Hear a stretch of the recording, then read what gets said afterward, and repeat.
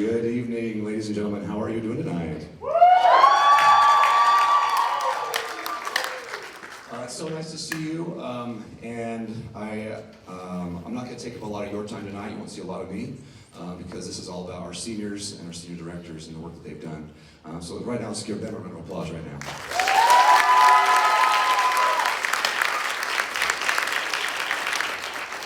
I am going to be a little sentimental right now, just a little bit, before I hand over the mic.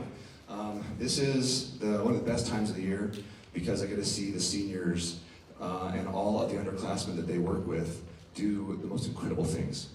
They put in so many hours, and they schedule with each other, they meet each other's homes, and they go to restaurants, and they stay here for you know how many hours they're here, and they work so well together to create this beautiful art tonight.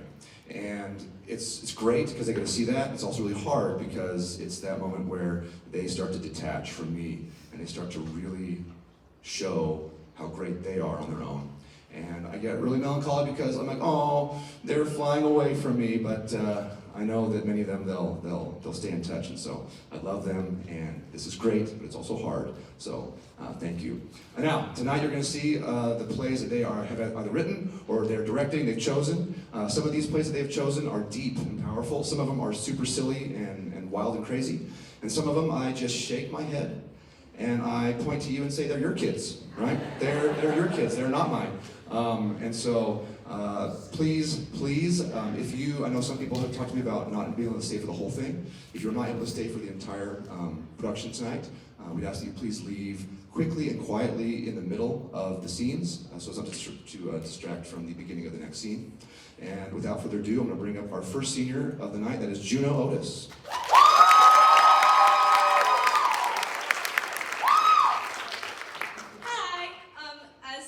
My name is Juno Otis, and this show is very, very important to me. It was my senior project that I did back in December, and it was originally about 45 minutes, and I had to cut it down to 10 to 15. So keep that in mind when there are some time jumps that don't quite make sense.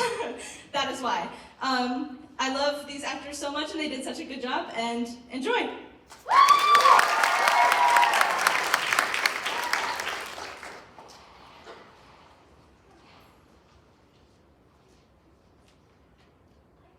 To be very interesting, although I understand your hesitance, I admit. What did you make up of the written stuff then? I'd love to have a debate of our own. In your highly respected opinion, what is the purpose of art? I find art to be incredibly self-serving. Why would a poet write a poem if not for herself?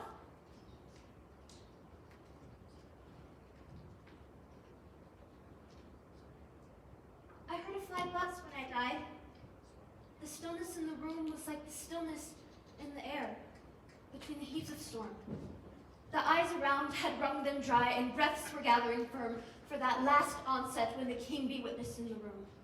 I willed my keepsake signed away, what portion of me be assignable. And then there it was. There interposed the fly, with blue, uncertain, stumbling buzz between the light and me. And then the windows failed, and I could not see to see. Why would a painter start a painting if not inspired by a muse of some kind? Something that spoke to her. Yes, but why would Sappho have written her love letters if not to be noticed by Aphrodite? Art is meant to reach someone. A lover. A friend. God even. Emily, I have seen you confiding in countless pieces of scrap paper during lessons. Surely you've thought of sharing them with the world. I believe art should be put out to the world. While the artists can create for themselves, there is no limit to who exceed themselves in art created by someone who they have never met. Well, they should create some art of their own then. Why scour for a personal connection in something foreign when one can simply take one's own thoughts and feelings and make something unique? Some minds aren't as brilliant as yours, Emily. Some don't have the intelligence to take an abstract emotion and create art out of it. Oh, you think too highly of me, Susie. Anyone can create art. Even my brother Austin, who has a unique thought once in a blue moon. Wait, Miss Gilbert. My sister Emily has gone on in great detail about your wit and passion for art. So let me ask you this, if I may. Who is your favorite poet? Please, Austin, poetry is dreadfully boring. I think that is a telling of your own understanding of the subject, Lavinia darling. Lavinia, I beg pardon. The answer to your question, Austin, is whether we're talking about published poets or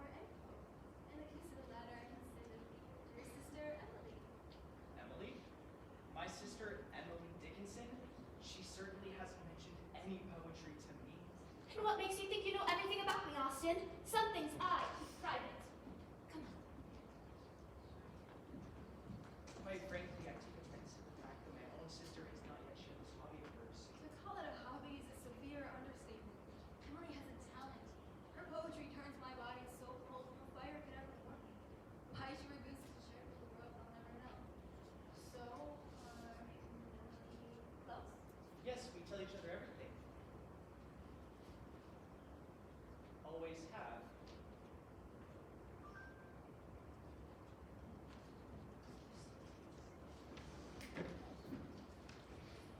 Emily, I have something very important to tell you.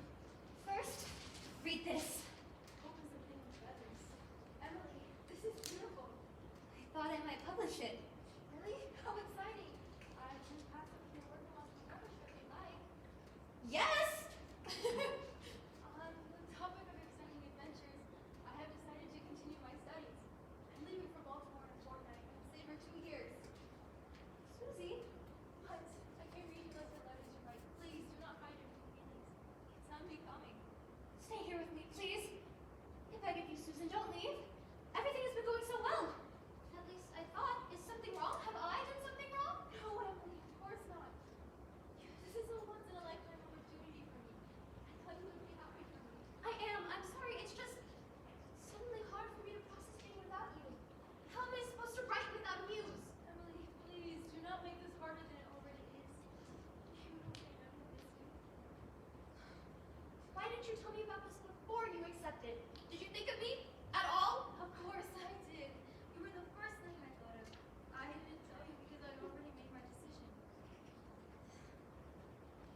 I thought you would know. You said you'd leave in 2 weeks. Yes. I'm happy for you. I'll miss you. I'll write to you every day. I look forward to hearing from you just as much. I know your letters will be almost enough to make me come back home early. Almost. I must go. I need to pack.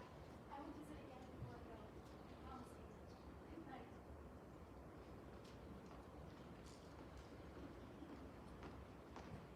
My dear sister Emily, we haven't spoken in so long. Are you feeling all right? Yes, I am feeling glorious as the morning sun. Clearly, you are not. For why would the glorious sun be so glum, nor as bright as it once was but a few months ago? Without Susan, it seems you dimmed. Be honest.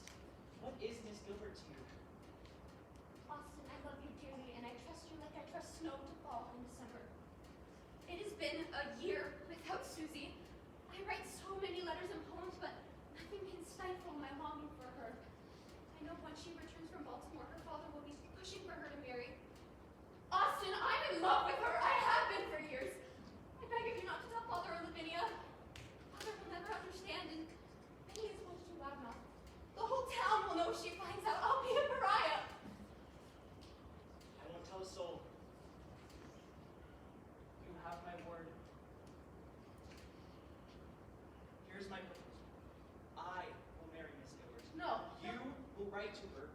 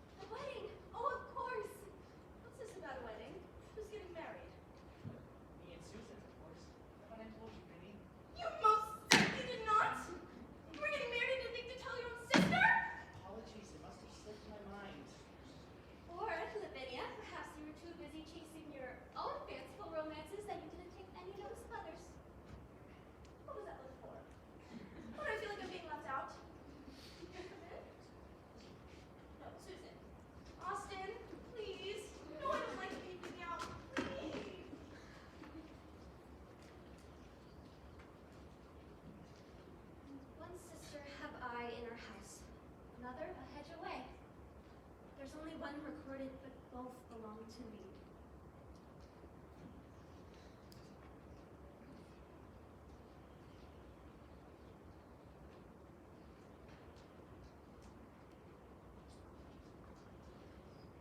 It's beautiful today. Stars as well. The whole sky is celebrating us. All in Baltimore, I find it comforting when we both looking up at the same sky. Same thing. If we were to marry, do you think I would still take your last name? I think so. Susan Dickinson has a nice ring to it, don't you think? I saw your piece published in the paper. I'm sorry. I know those weren't your words. I never should have trusted your word in your hands. There's nothing I can do about it now. Nothing but write more. Write so much that she cannot possibly take it all from me. That is where your best work stands. My best work does not come to me. My best work comes to me when I think of you. My love for you is the ink in my pen.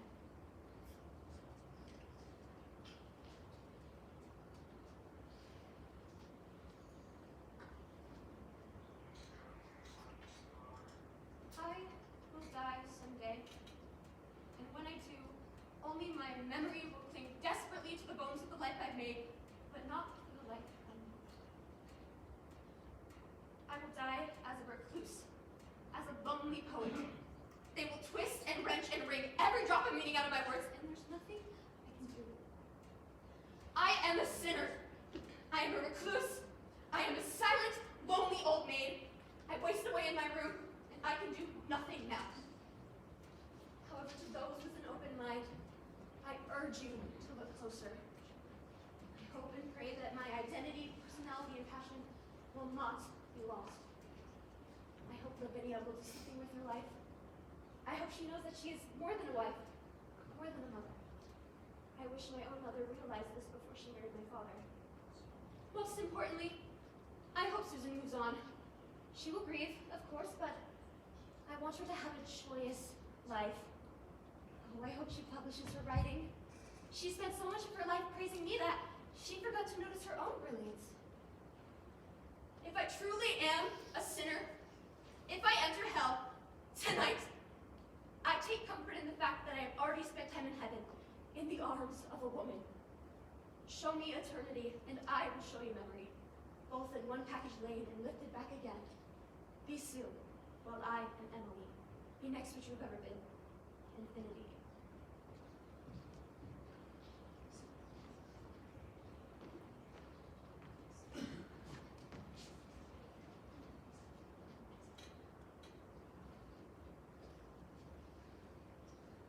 Austin? Savannah? This is my favorite time of year. How is she?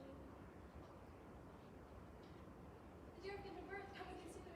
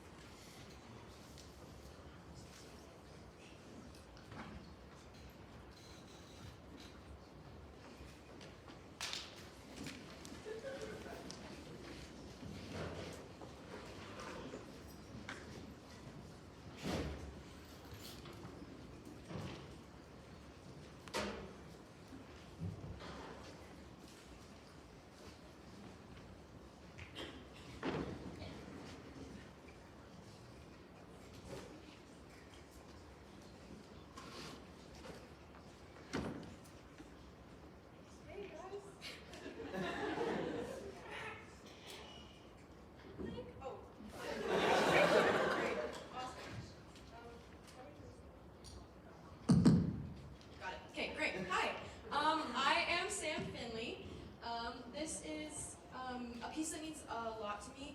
Me and my best friend, well, I cannot see any of you. Me and my best friend performed this piece for state our junior year last year, so a little over a year ago, and so it's been really cool for me to be able to see it grow from me and my best friend doing it to now being able to direct two of my favorite kids ever and see what they have been able to grow the piece into. So I hope you guys enjoy. This is a whole house full of babies. Thank you.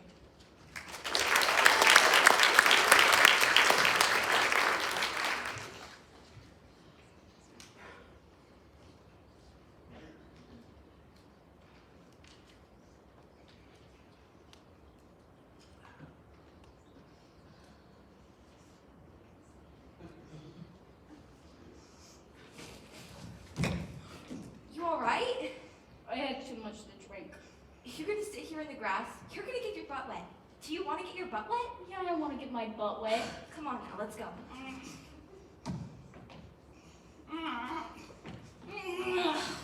Fine, I guess we'll just sit here in the grass and get our butts wet. The stars are all milky. That's the Milky Way. They're wet. Just like your butt. Yes, just like my butt. You ain't gonna last long out here. They're gonna find you and they're gonna throw you away with all the beer bottles and candy wrappers.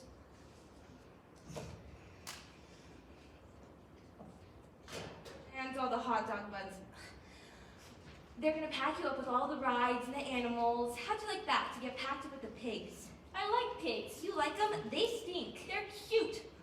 Cute like little babies in their pens. Oh, don't start with that again. Little babies in their pens and no one to take care of them. Your baby has plenty of people to take care of him. He's got the doctors and the nurses, and pretty soon he'll have a nice young family with credentials and a good job, and probably brothers and sisters and a grandma. You couldn't take care of him by yourself. I'm a tree without fruit. Now, Sheila. I have no fruit. Sit down, Sheila. There's nothing you can do. I'm gonna go get my baby back.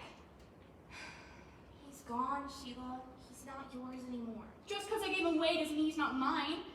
If I gave you my finger, it'd still be my finger. You just had it. Your baby's not a finger. It's unnatural. People do it all the time.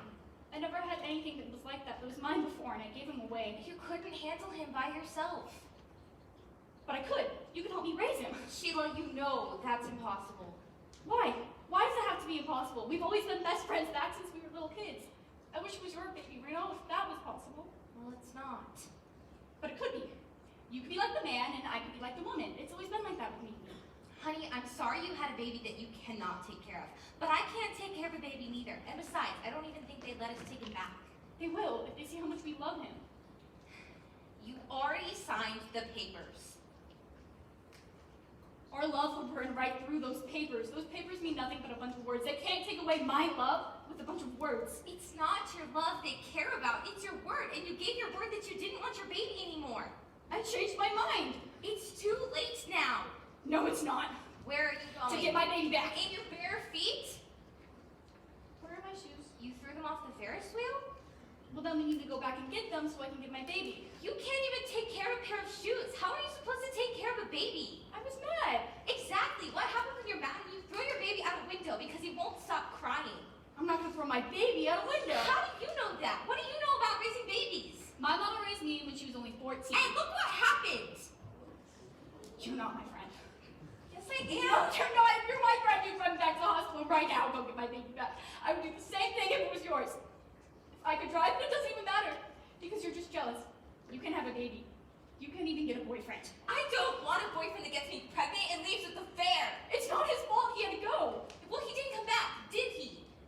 He probably had another fair to go to. There are a lot of fairs around the country, and sometimes it's a different fair that comes back than the year before. You know, sometimes they have the ones, the Ferris wheels, and they're different. They have the ones with the cages, and you're locked in, and other times they have the ones without, and you're loose, and you're falling and flying, and you lose your shoes, and it feels like you're falling, flying all at once. You can't tell the difference. Especially when you've had too much to drink. Even without drinking, or losing your boyfriend, or your baby, or your best friend. It feels like I'm floating in the opposite of the world, and all the stars are so bright and far away. I can't tell which one's home. They might as well be the stars in the night sky for all the good they do for me. They might as well disappear like the stars do every morning, like the fair every year, like my boyfriend, like my baby. You haven't lost your best friend, Sheila. would you have given up the baby? If it was yours? I don't know. Probably. Do you want to go home? No, Do you want me to take you back to the hospital? I don't think they give him back. Probably not. I can't take care of a baby. I'd have nowhere to go. My daddy would kick me out. I can't take care of a baby by myself right now. I wouldn't either. But you could, if you wanted to. If I was like you, I'd raise a whole house full of babies by myself. But I'm not like you. I wish I was. I hope my baby can find someone like you.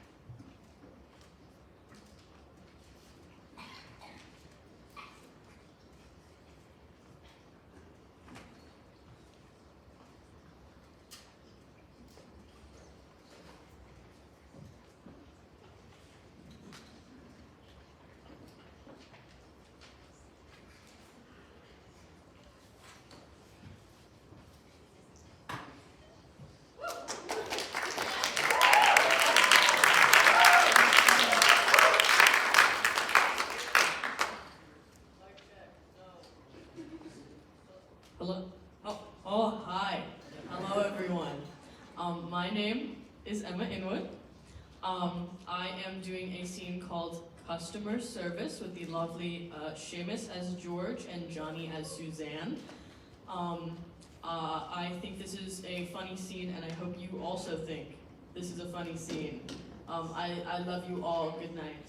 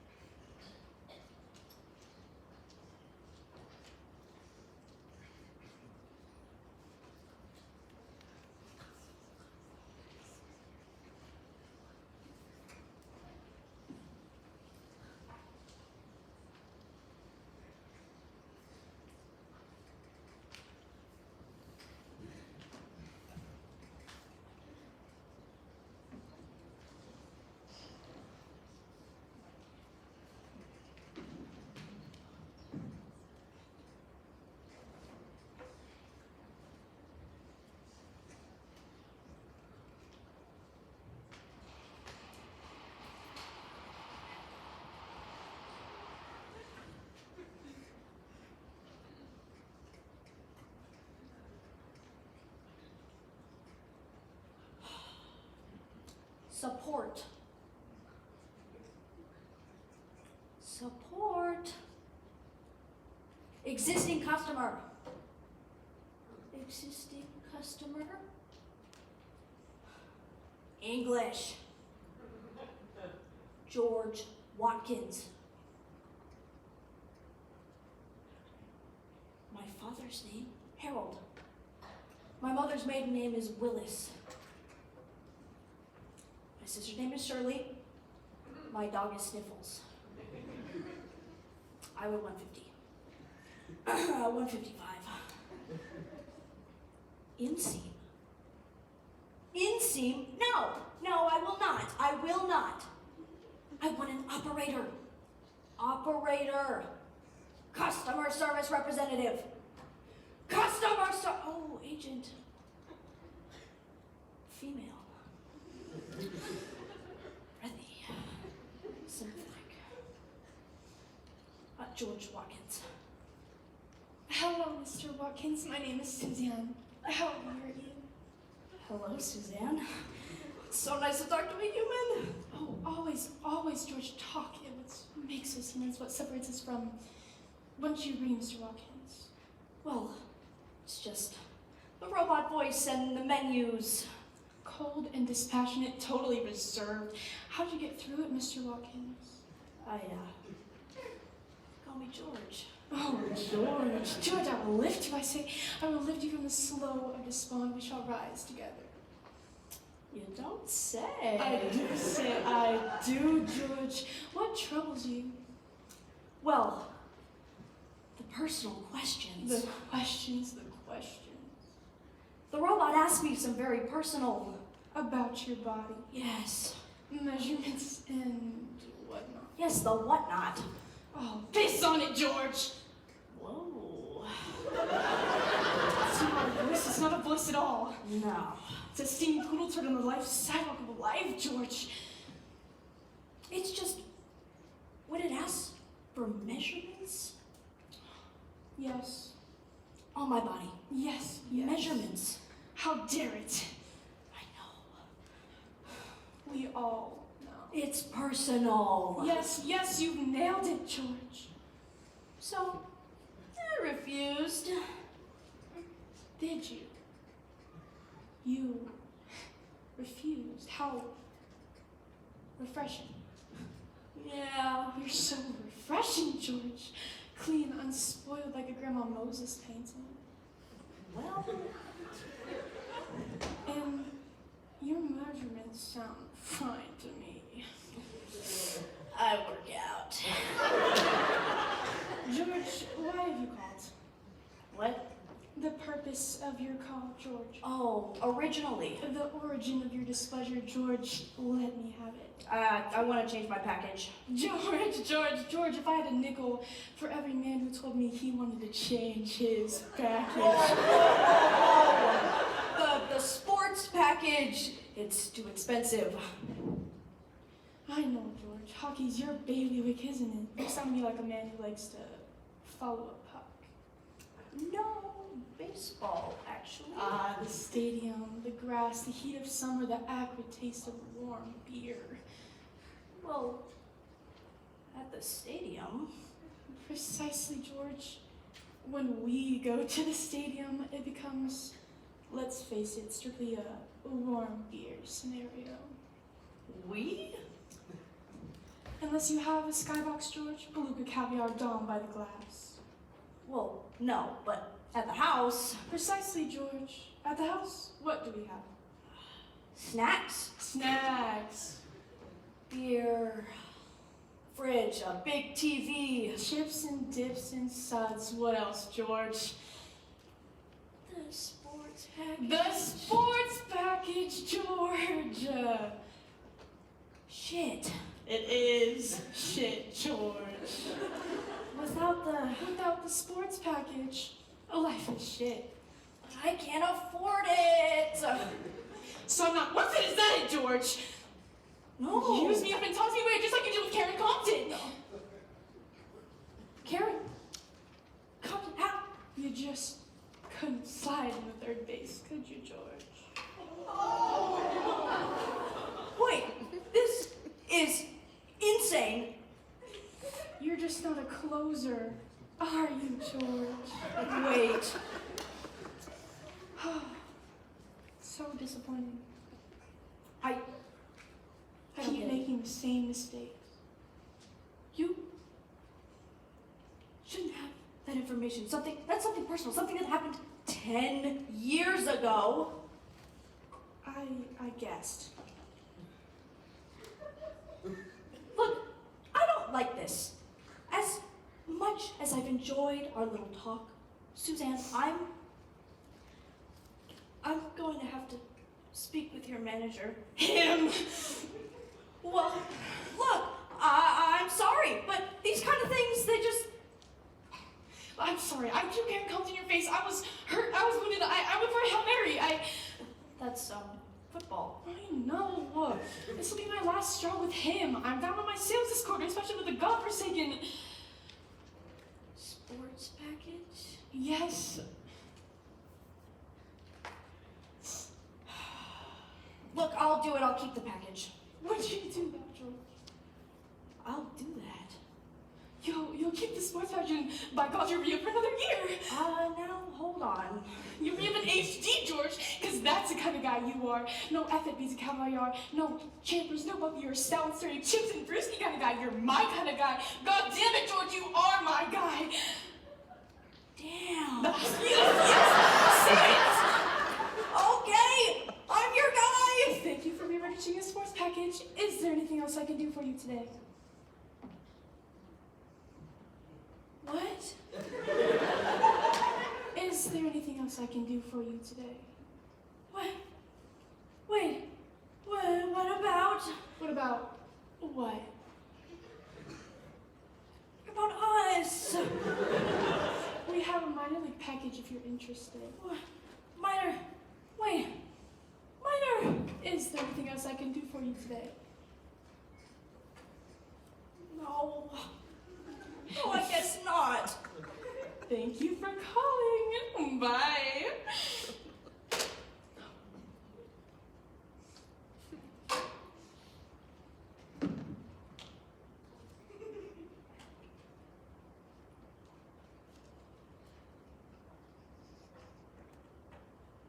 Support. Existing customer.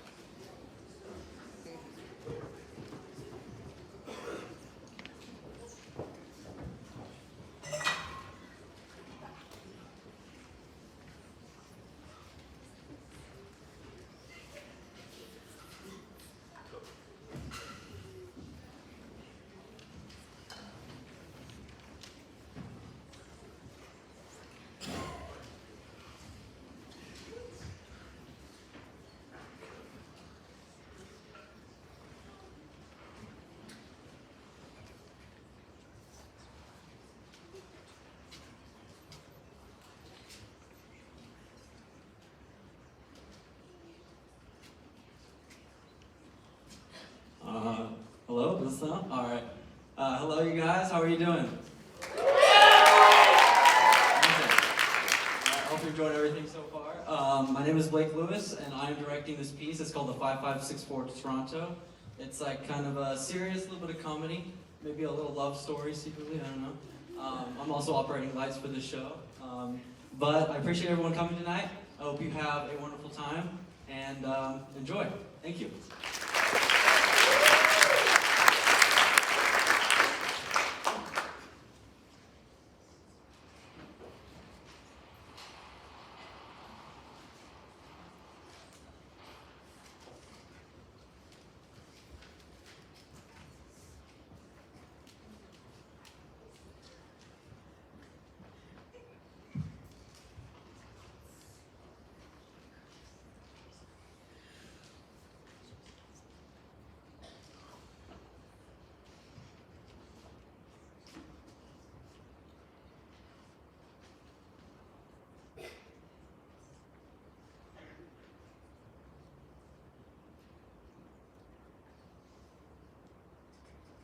Hi?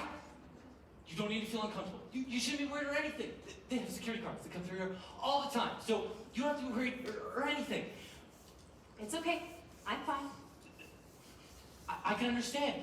If I was a girl, I'd be worried too. Being alone in the middle of the night with a stranger. But that's okay. This isn't how you make someone feel comfortable. I know. It's just, this is such a pain in the ass. I never know how to start these things. I think I'll... I don't just scream things down right. I realize that. But I'm not gonna hurt you. I don't want your money. I'm not gonna rape you. I'm actually on your side.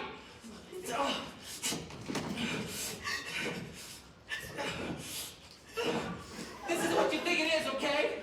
Okay?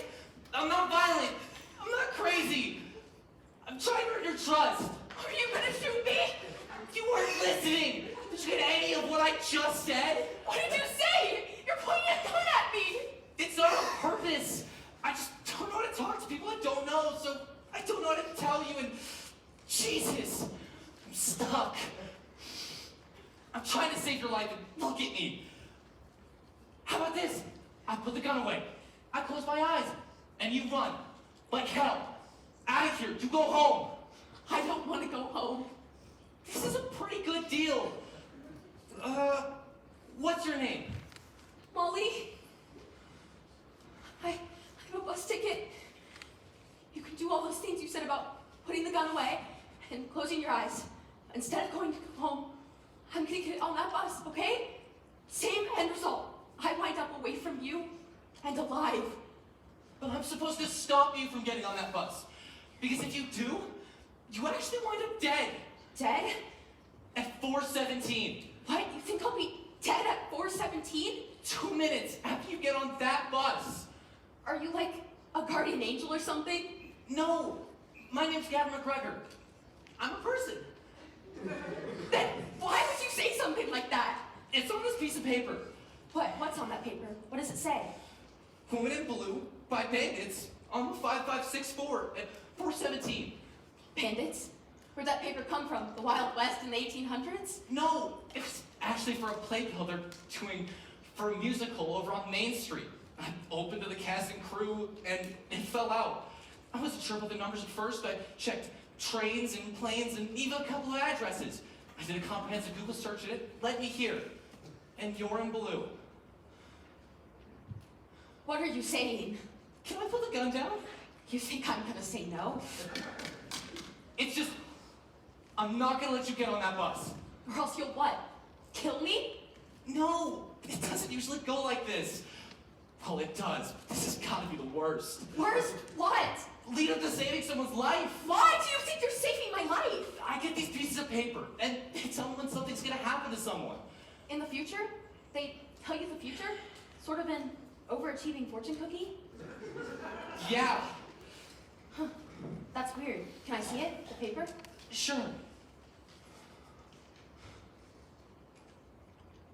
Woman in Blue by Bandits on the 5564 at 4:17. That's what you said. I know. Look, you don't have to believe me. You just can't take that bus. No, I'm going to Toronto.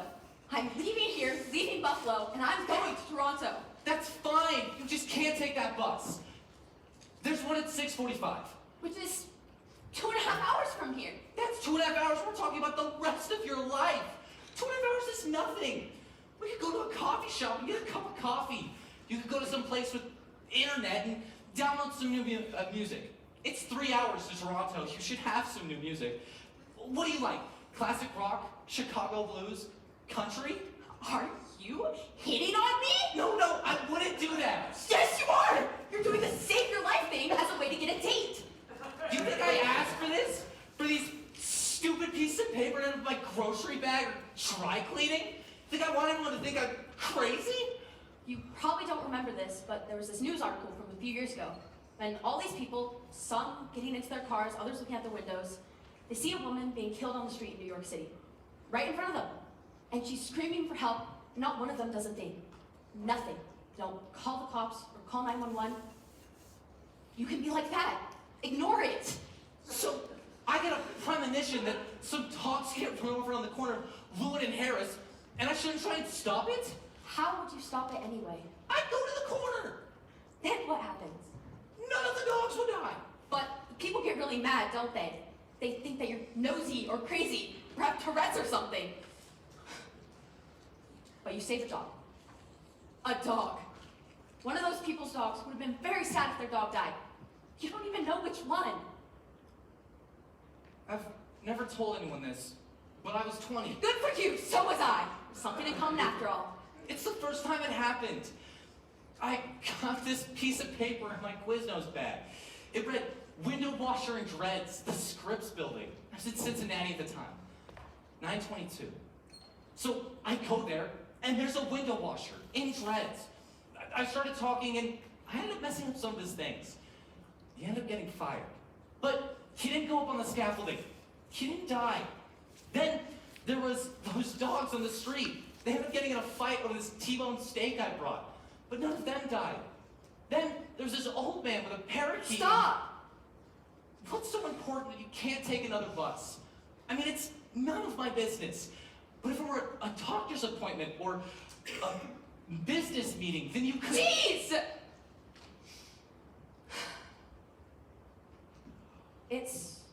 my boyfriend. Then call him and tell him you'll be late. No, it's not that. I'm not going to meet him. I'm going to get away from him. He doesn't like me the way that I thought he did. Sorry, you guys are schmucks. No, it's not that.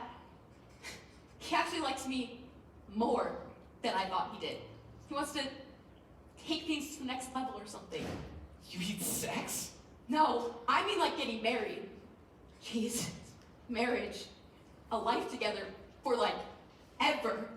There's no for like ever if you get on that bus.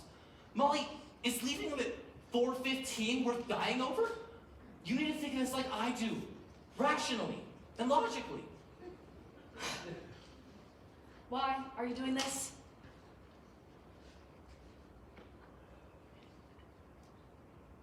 My roommate jumped off the roof in our dorm in Princeton. And you didn't save him. I'm sorry, that sucks. I dropped out of school. But that wasn't punishment enough for not stopping your friend from committing suicide. So now you get these premonitions on these slips of colored paper of horrible things that can happen to people, which you feel obligated to stop. It's not a punishment. Well, it doesn't seem like a reward. It's not like you've been poor your whole life, living off food stamps, and then one day you pull a winning lottery ticket out of the trash can. Or you have a bad leg and you get a handicap parking permit. Those slips of paper are compensations for when life goes wrong. What you get is a punishment. I don't look at it that way. I see it as a way to... Atone? That's just a fancy way of saying, you messed up, and here's a way to push a boulder up the hill for the rest of eternity. How many people have you saved? All of them. Because the dogs got into a fight and the window washer got fired? Yeah, How do you know? because they're alive. How do you know that they wouldn't be anyway? How do you know that they were doomed to begin with? How do you know that your pieces of paper and your superhero cape and your quick thinking saved them? Because I don't get this rap on the inside of my brain. I don't have an image of a dog lying dead in the street. It doesn't berate me for what I should have done and could have done. It doesn't keep me from sleeping. I don't hate myself for not saving them. Because I did. And that's how I know. You should change your therapy. I'm taking that bus. Then you don't love them then? Steve? No? Did he get you a ring? Yeah. He did this really cool thing. It was his great-grandmother's ring. It was beautiful. It was the kind of Jane Austen sort of ring any girl would want. And we were at his place. He cooked everything from scratch. There was a lemon wine shallot sauce and morel mushrooms and a bottle of Chanteneuf and candles. He wrote this poem. Steve writes poetry? He's had 2 books published. He runs this bakery on Chippewa. Owns it, actually. And he rescues dogs and finds them new homes. And he has a cat named Millie. He's a really good kisser. So, why do you want to leave him? I'm just not the falling in love kind of person. I don't fall in love. If I was going to fall in love, Steve would be the guy, but am I really supposed to love someone because they're funny and considerate and charming and handsome and cooks well and neat and loves me more than anything in this world? It sounds like a good start. I think it's cheating. I want to find beauty in an alcoholic war vet with amputated legs, not a sunset. Anyone can do that. Maybe he's all the things you said because that's what you see when you love someone. Like you're an expert. I bet you've never even been in love. How can I be in love? I've got this. I've got other things going on right now. Yeah, but you're saving people and shit. What if this love thing seems so complicated? Because it's easy. Because it falls in your lap and you end up with this perfect person. But it's not real. Things in life aren't easy. Ask anyone. You don't save someone's life just because you show up. And you don't fall in love with someone just because they happen to be perfect. People aren't perfect. Jeez, haven't you been listening to me? I'm getting on that bus. But You didn't tie me up, chain me to that bench to save my life.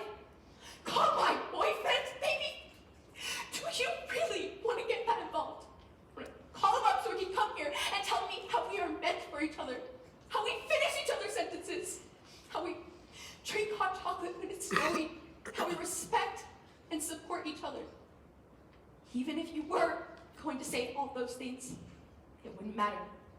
Because I'll already be on that bus. See? I'm going.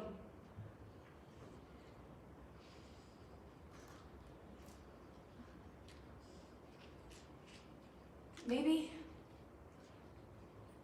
I do love him. I would. Thanks.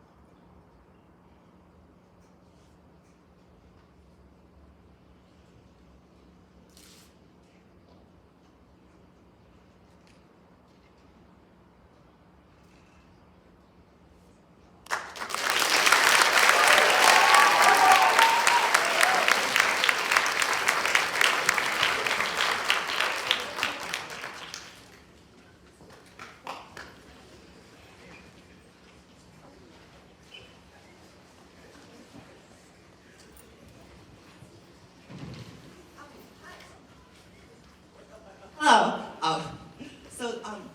I'm Jessie McConnell, and this is the Incompleteness Theorem. I was so excited to work with my actors. This is their first ever high school production. I hope you all enjoy. I know I have.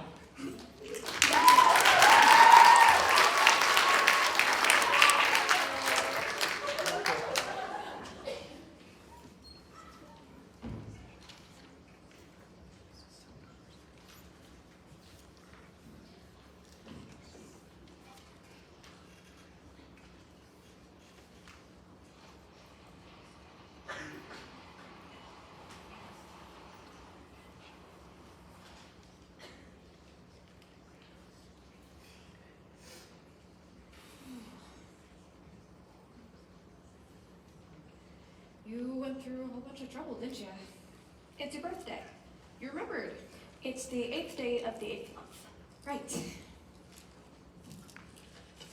Well, you brought everything I like.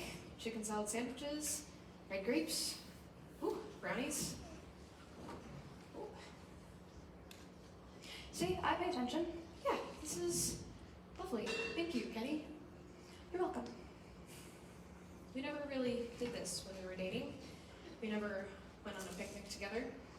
Yeah, So why today? it's your birthday. Well, I had 2 birthdays while we were dating, and we never went on a picnic. Your first birthday was right after we met, and it rained on your birthday last year. Did it? We couldn't have had a picnic because the weather forecast called for heavy wind and rain.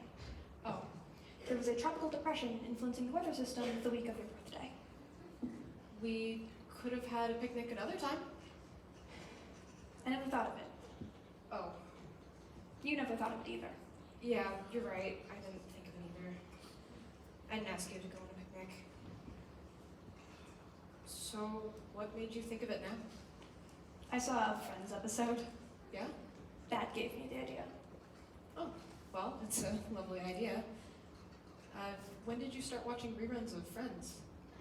You have a lot of friends, and I like meeting your friends, so I thought I should have some more friends of my own. So you... Never mind. What? It's just so Kenny of you. Such a Kenny thing to do. No one else calls me Kenny. Have you missed that? I have. I've missed you. I've missed you too. Well, no tropical depression. Today, it's beautiful. Lovely day for a picnic. Thanks for bringing me out here. You're welcome. What are you doing? Something with prime numbers. Really? Mm-hmm. Kenny, In a minute. Kenny, we're on a picnic, you know, outdoors. Why don't you look around? Okay. Well, what do you see? That That tree has an interesting triangular element in the top branches. See? No, but I see a bird. Do you see that, or just the shape of the branches? I see it. Birds do math. Really? They alter their... When a bird flies, it creates these spinning loops of air, vortices. Vortices. Yes, and behind the bird, the upwash pushes the air upwards. Upwash. Yes, it's part of the vortex system. The opposite side of the vortex pushes the air downwards. That's the downwash. Downwash. So to fly with less effort, a bird should press its wings through the upwash created by the bird in front of it. Upwash. Birds flying in a V-shaped formation time their movements differently to those flying in a single file line for maximum efficiency. Maximum efficiency. Yes. Did you bring me out here just to talk about upwash and downwash? You pointed out the bird. You're right, I did point out the bird. Can you What? enjoy the view? I saw it. But experience it. I'm here, aren't I? You're here, but you're not here.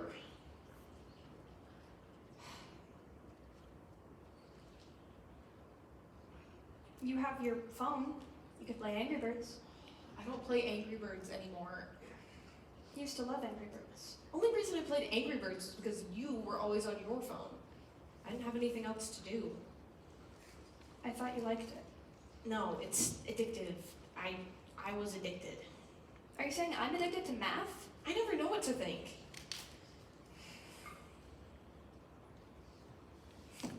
What? Hey, this isn't working. I'm here. No, you're not here. Put down put it down. Okay, look at me. No, straight at me. Okay, why did you bring me out here? All this trouble. It feels like you're trying to get back together or something. Yes. Yes, what? I want to get back together. I never wanted to break up. You never said that before. I'm always the one who has to say things. You're good at saying things. You're like the engine that pulls me along. I get tired of being the engine. I mean, we have different perspectives on things. Heck, you haven't even asked me how I'm doing. But I know how you're doing. I saw your post on Facebook. You had an exhibit. And you didn't come. Yes, I did. When? I didn't see you at the opening. I didn't go to the opening. I went the next day, when it was quiet in the gallery, and I could spend time looking at your paintings myself. If I went during the opening, I would have had to talk to people. Would that have been so bad? I don't like to talk. Yeah, that's the issue. You don't like to talk. We never talked about life, about us, about art. I don't know anything about art. You could have at least asked me questions. I didn't think of that. You never think. I thought of having a picnic. It's too late now. I can try talking, if you'll try listening. Okay, I can do that.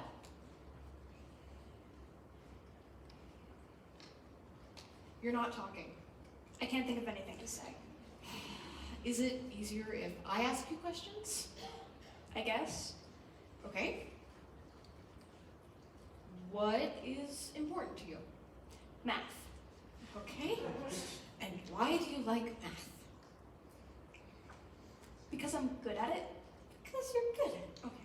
Everyone likes what they're good at. When did you first start liking math? I moved around a lot when I was a kid. Oh, I'm sorry, I didn't know that. Math never changed. Yeah? It was something I could count on. What? Count on? You made a joke. Never mind.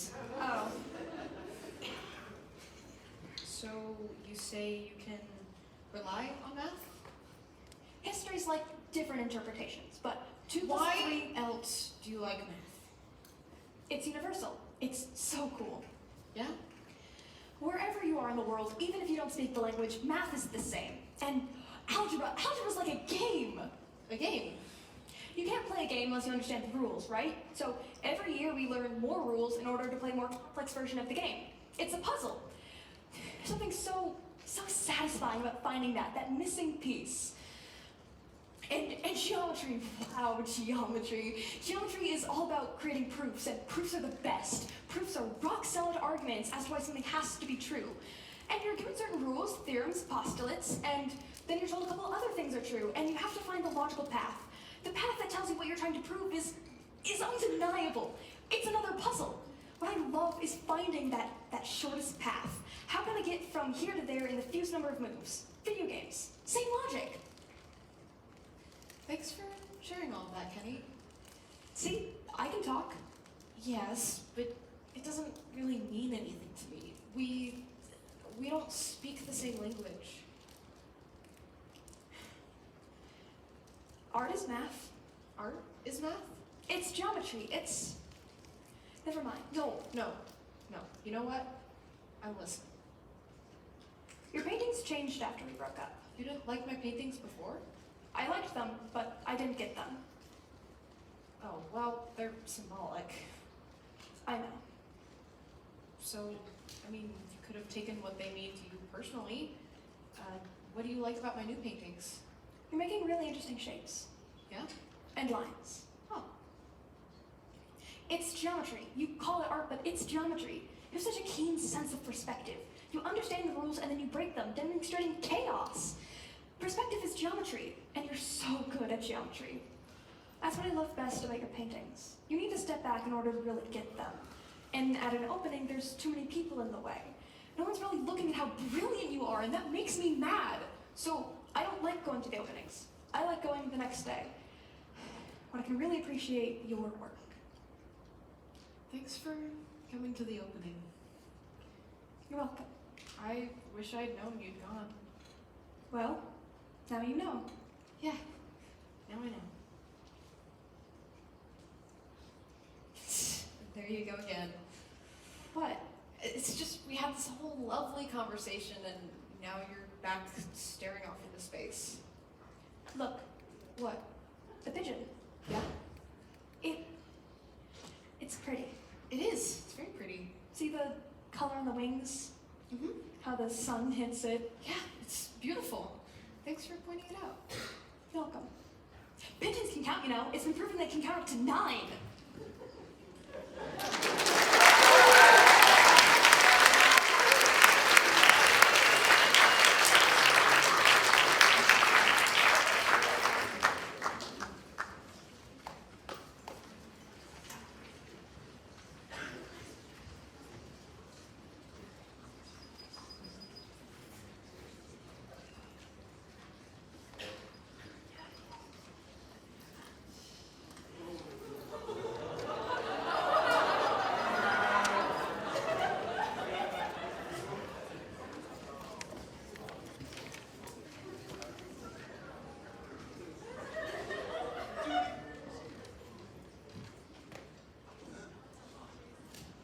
Is this on? Well, hello, my name is Ben Crespo. And I'm Mikey Heischman. And we directed and produced this play. And we also wrote it. So we struggled a lot and we have absolutely no regrets. We have one regret. We're gonna make these bigger. After this play is our 10-minute intermission. You feel free to use the bathroom and enjoy the show. Yes, our play is called Not So Sunny. Enjoy.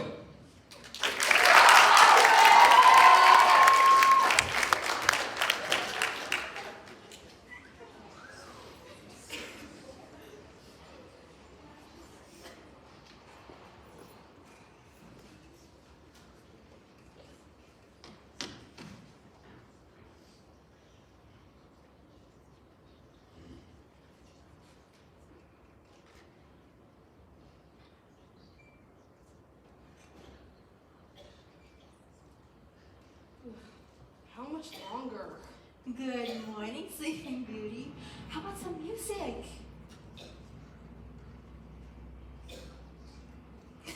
This was your father's favorite song. Too bad he's not allowed to hear it. Well, I'm sure he's not too far. He could probably hear it from a mile away. If heaven was a mile away, we'd be getting noise complaints. The song is boring and You know, you don't always have to be a pessimist. You should be excited. excited is the last thing on my mind. Well, I'm excited. Philadelphia is a big city. There's so much to do and see. So many crackheads, we won't even need TV. Oh, Will, such a poet. Shut up! Enough! Look, this is a new start for both of us. and this new school is going to be great for you. Your father always told me that whatever happens, I want William to have a good life. And I'm trying well. I really am. This is a lot of effort, but it only gets easier if we both pitch in.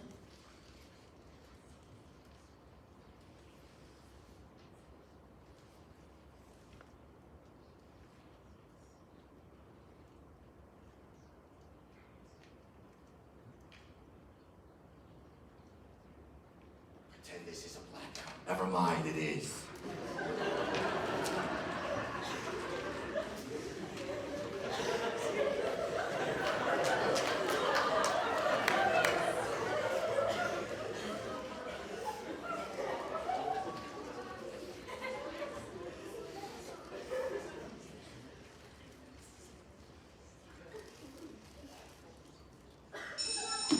Just try to make new friends. I hope everything turns out normal. Excuse me, Mr. Principal?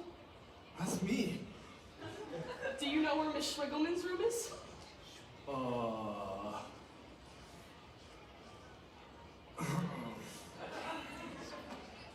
You know, screw this.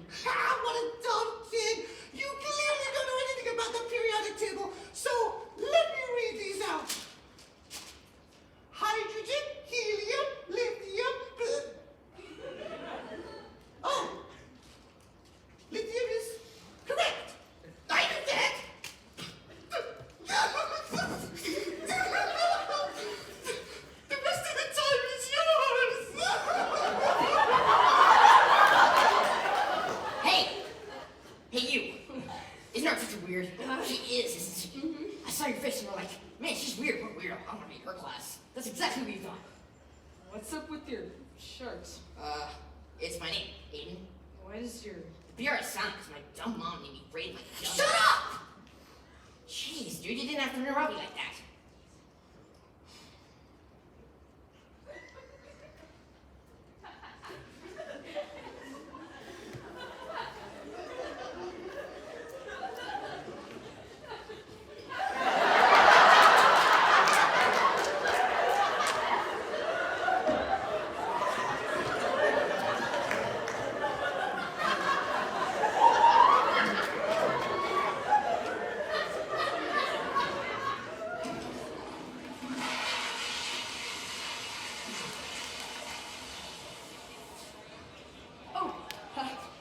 Excuse me.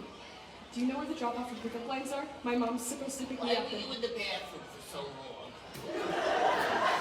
I know your kids are vaping in there. Alright? Don't try to slip past me, you little weasel. Now empty your packets. There's nothing in my pockets. You're lying to me. I know your kids are doing drugs. I know it. What is this? Weed? Speed? LSD? It's pocket. So that's what you kids are calling it nowadays. Well, either way, I caught you in the act. Now, I want a 3-page essay on why you had packet lit time. Really? But... No buts. Alright, I want a 3-page essay on my desk by tomorrow morning. Now get out of here.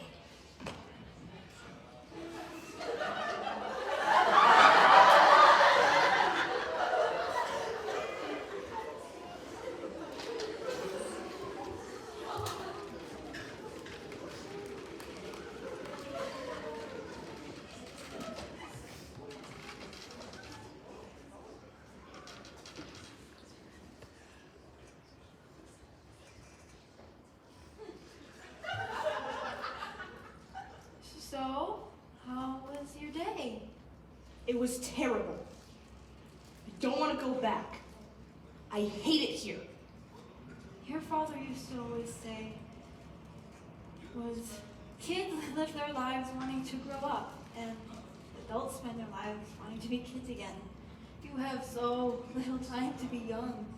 It may be hard now, but the things you find annoying would be impossible to live without. What's that supposed to be? I don't know. Your dad said it, not me. Sounds like a spiritual story.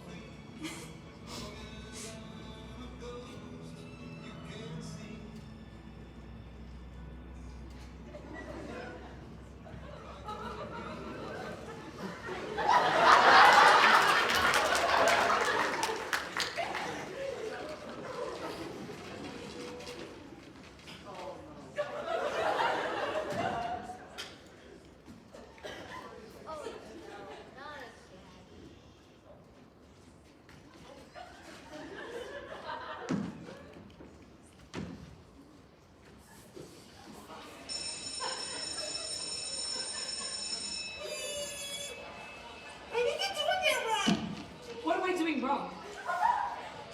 Thank you, Ian. Get out of here. Or not, okay. Question 13. How many sides does an octagon have? 8? It doesn't factor in the cosine of the hypotenuse or any of the factors of 36. This is geometry. 3rd grade geometry. I don't even know what a hypotenuse is. That's better. What's up with you, Aiden? Have you ever heard of face spinners? Yeah, weren't they cool like 3 years ago? I just found out about them. They're like the coolest thing in the world. Yeah, they were cool like 3 years ago. Just like your dad before he died.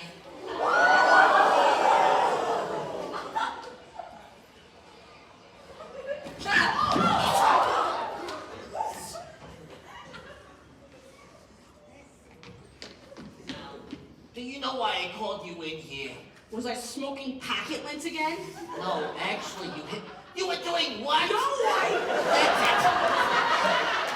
I want a formal apology letter on my desk Saturday morning. But we don't have school on weekends. Don't talk back to me.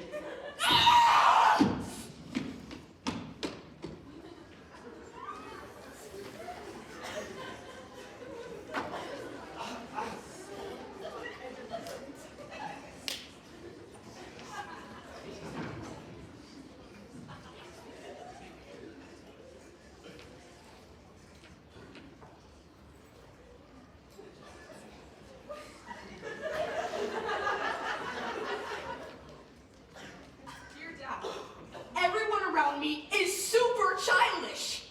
They don't take anything seriously. I have no sense of direction. I feel so lost now that you're gone. I wish you were here.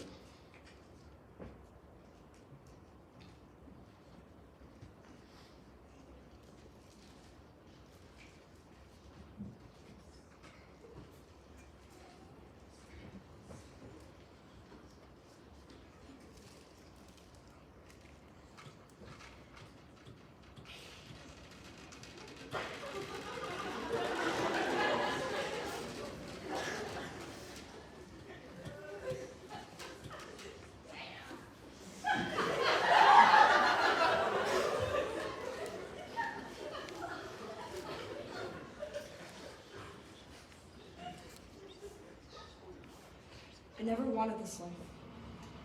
Didn't ask for this. I hate it here. You have to make the most of what you've got. This is a bad situation we both got put in. I'm sorry you had your really sudden changes, but you can't give up. Look how far we've made it already. Embrace the changes. The more you allow yourself to change, the easier life will be. Are you sure? Positive.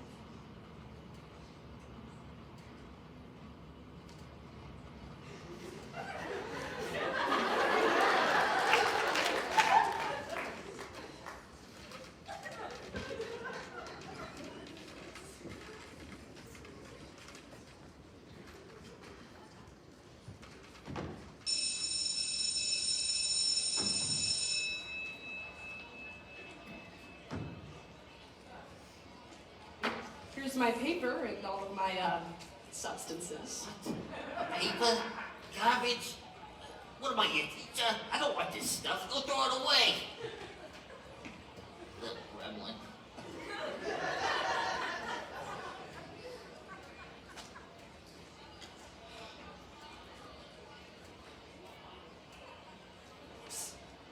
It's C. You sure? I always thought you were sort of stupid. Trust me. Okay. Teacher.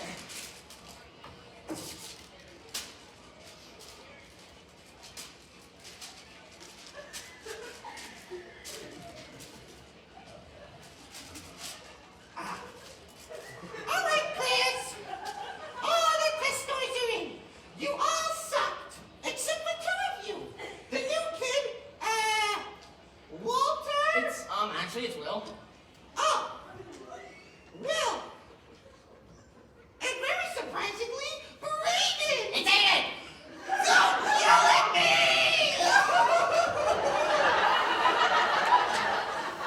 Thanks. You really helped me out there. I'm sorry for thinking you were an absolute buffoon. Thanks, Aiden. Hey, you finally said my name right.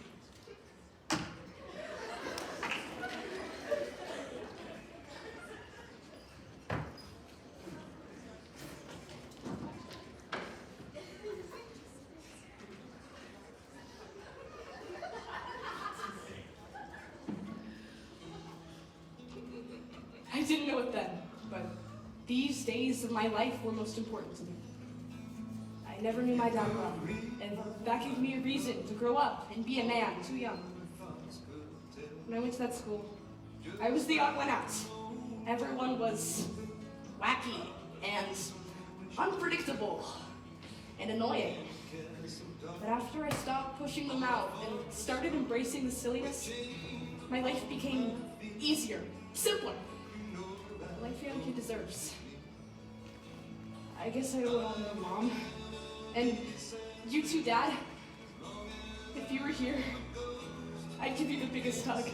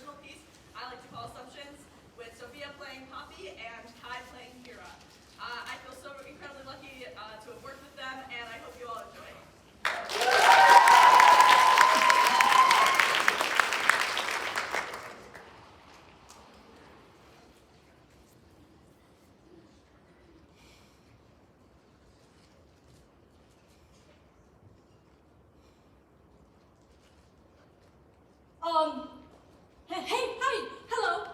Hey, What's up? this might be a bit of a weird thing to ask, but the sky's pretty clear out tonight. Would you maybe want to go stargazing? Stargazing, huh?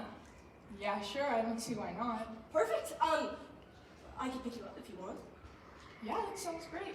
See you soon. Oh, you wouldn't mind bringing a blanket, would you? It's pretty cold out. Yeah, no problem. See ya. See ya.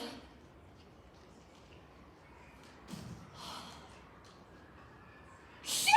What am I thinking? That totally sounds like a date. You can't tell me that doesn't sound like a date. Oh God, she's gonna know, and then it's gonna be over for me. Well, I've dug my grave. I'm just gonna have to lay in it.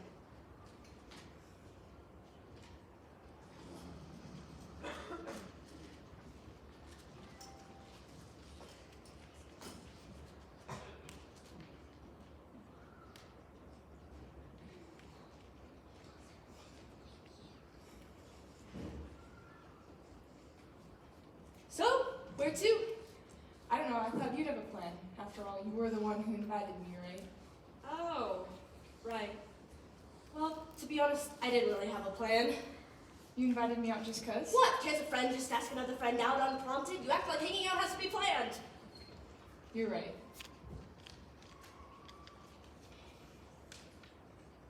I know. There's this field not too far from my house. It's got great views for stargazing. We could go there if you want. You're the one driving. Wherever you want to go, I'll go. Yeah. Okay. To the field then.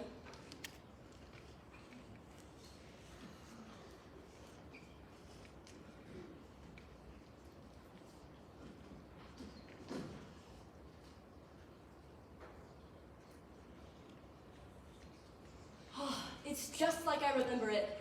Not much has changed. What do you mean? Oh, well, this field is one I used to go to all the time with my family. We'd bring the dogs out to play fetch, we'd host birthdays, barbecues, you name it. We used to come out here all the time. Now we're all so busy. Oh, I can't relate. I moved a bunch as a kid. Dad was always getting new jobs that required us to move. We never really stayed in one place very long. I never got the chance to make any good friends since I tended to leave them within the first year. Oh, I'm sorry to hear that. It's whatever. You get used to it after a while. This town right here is probably the only place I've lived in longest. I can't say I ever knew or noticed. Honestly, I never would have even guessed. It's okay. Most people don't. Nobody tends to pay attention to the smaller things. Well, I don't think I pay attention to the smaller things. I just tend to overthink things a lot. Hell, I was overthinking introducing myself to you the first time I saw you in class. Really? Well, yeah. I mean, I walked in and I didn't know anyone, and I saw you standing in the corner alone, and I thought you'd be one of the same ones. Most students suck. When you walked up to me, I'm not gonna lie, I thought you were gonna be an annoying, basic girl. Hey! Can you blame me? You walked in all peppy and bubbly like there wasn't a thought going on in your head. Like you had a single brain cell bouncing around like a DVD screensaver. Hey, I might be a ditz and a klutz, but I'm not that stupid. Never said you're stupid, just thought you were gonna be annoying. Well, when I first met you, I thought you were gonna be really mean, but I expected you to be really cool. But you're just a big old softy under all those layers. Yeah, whatever. I'm just a big old softy. Whatever helps you sleep at night. You know it's true. Whatever, weirdo. You sure picked a good night for stargazing. The sky's pretty clear. I've always found sort of a serene comfort in the stars. They sure are pretty.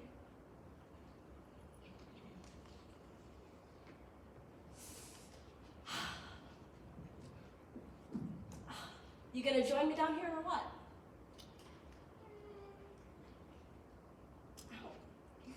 Yeah, alright, I'll join you.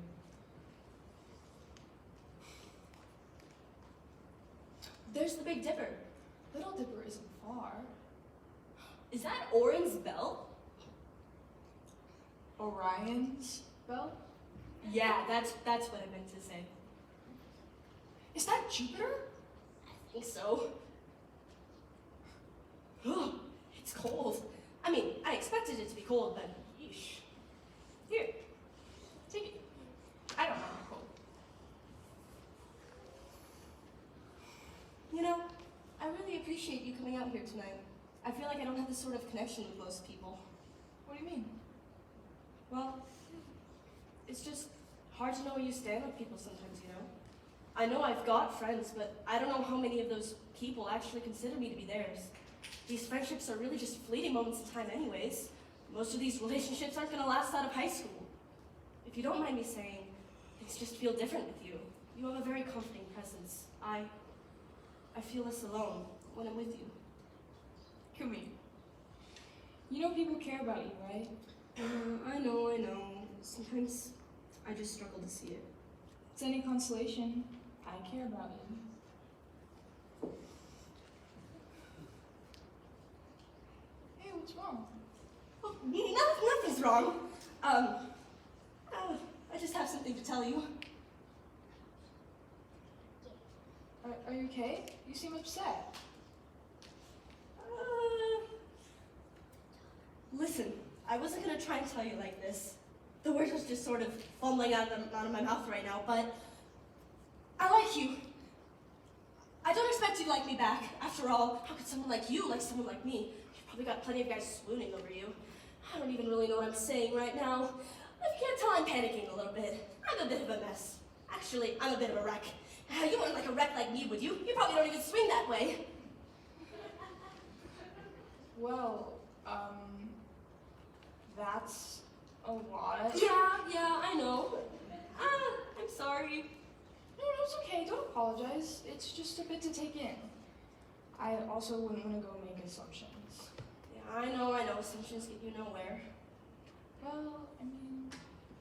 No, never mind. Oh, come on! I laid my heart out on the table! Nothing's really off the table, is it? I don't want to say it because I'm scared I'll get hurt. If you don't want to say it, you by no means have to. Whatever you're more comfortable with. Just kiss me already! That's not what I thought you were gonna say. Are you sure you want that?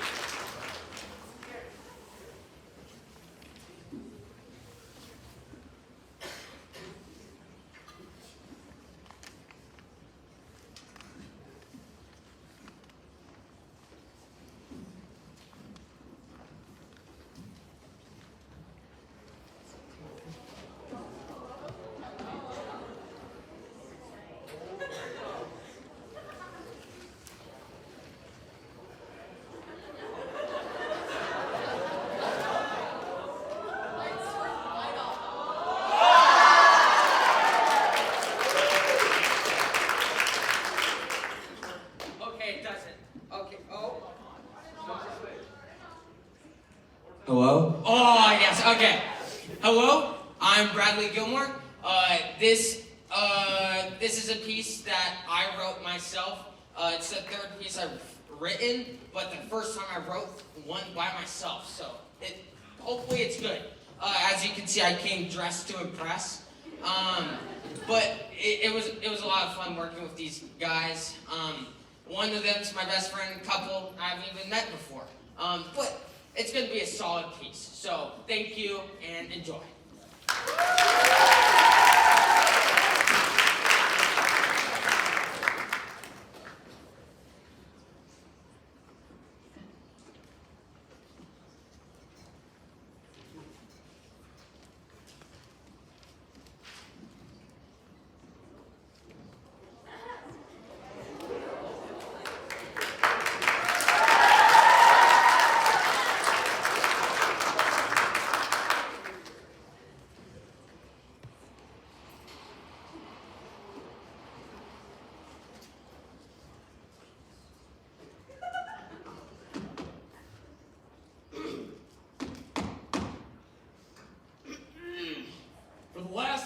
Rachel, I'm not going to tase your father-in-law.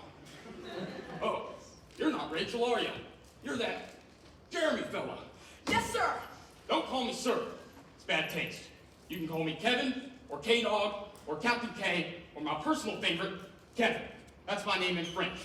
You can really call me any name you want. It won't hurt my feelings. So I can call you Kev? God, no! Jeremy, are you trying to make enemies? My ex-wife used to call me that name. I'm sorry, Kevinator. Jeremy, forget it. From now on, you can exclusively only call me Kevin. Got it? Yes, Kevin! Now, the reason I called you down here today is because I have an extremely important mission, and your expertise is exactly what I need to complete it. So you picked me because of my expertise? No, I picked you because you're disposable. Oh. And because all the good officers are off giving speeding tickets to single mothers. You don't think I'm a good officer? Jeremy, the reason I called you down here today is because the mission I'm sending you on is dangerous. It is. And I need you, Jeremy. I do. So would you please help me out with this mission? But sure, I guess. But you still haven't told me why I'm here, or why I'm just like a guy that works at Best Buy. It's intel work, Jeremy. And since you're the least intimidating man I've ever met, should be a piece of cake. Thanks. But will I be getting paid? No. If you truly aspire to be like me one day, you will respect the duty over the pay. Okay, well, I was just really hoping I would get paid because I need to pay rent to my mom in the next month, and if I don't, she's gonna disown me for the third time in my life. That truly sucks, Jeremy. Do this job or get fired. Now that we've established the power dynamic between the two of us, let's go over the mission details. Let's see here. You are to go undercover into the Pickle Me Dilly Diner, where you will get acquainted with the Lady Barbara. Only this is no ordinary lady. No, she is the most dangerous woman on the planet, known to be the destroyer of men. Jeremy, you're going to have to be careful. I'm not sure I'm qualified enough for this. You're qualified enough in here. Now, take this earpiece, and I'll explain more on the way.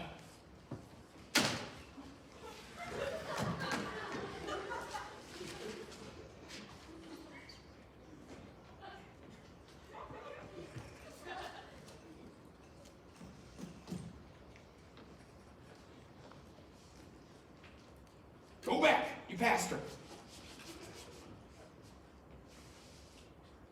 Hi. Hi. Ask if the seat is available. Have you ever talked to a woman before? I've never talked to a woman before. Okay. Would you like to take a seat?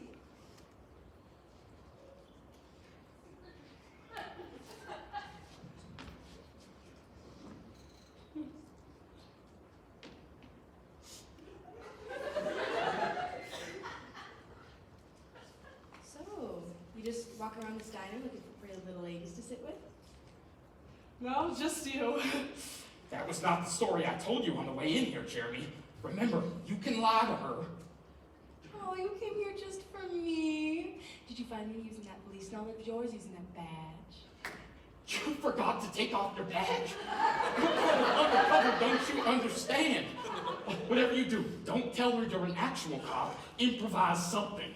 Oh, this thing? I'm a real-life police officer. Impersonator. That's horrible! Oh. Yeah. So, do you have any real-life police officer impersonator friends, or is that just a you endeavor? You don't have any friends, Jeremy. Just me. Well, who knows? Maybe I could be your partner in crime. I like that. She's trying to use her traps on you, Jeremy. Don't fall for them. Get the intel you need and get out. So, what's your name, Sweet Juice? Jeremy. Not your real name, moron. Moron! You calling me a moron? No. My name is Moron. I thought you said your name was Jeremy. Well, I said that. Jeremy, but I really just wanted to know more about you. Oh, how sweet. Well, I'm Barbara Quinqua. I love brightly colored flowers, especially this lactose intolerant. And my favorite movie is that the guy meets the girl, and they fall in love with each other. The Notebook? No, try again. When Harry Met Sally? No. Try Crazy Rich Asians. What? Crazy Rich Asians. Oh my gosh, yes! No one has ever guessed it that fast besides... Well, actually, it's just... Yeah, I'm also surprised at how I guessed such a vague romance movie with such an obscure description of it. It was a lucky guess. All right. A lucky guess. Jeremy, it doesn't matter how I knew that. The good thing is you've completed the first step of the mission by forming a connection. Now use that lack of manly power to start hitting her with the doozies. Okay, well, can I ask you a pretty personal question? Hit me, honey bun. Jeremy, after this is over, I'm going to personally escort you to the nearest prison, throw you in that prison, and auction you off to whichever gang gives me the most cigarettes. Only thing is they can do whatever they want with you, pipsqueak, because it just so happens I split the cigarette profits with my colleagues, so the guards won't even bat an eye.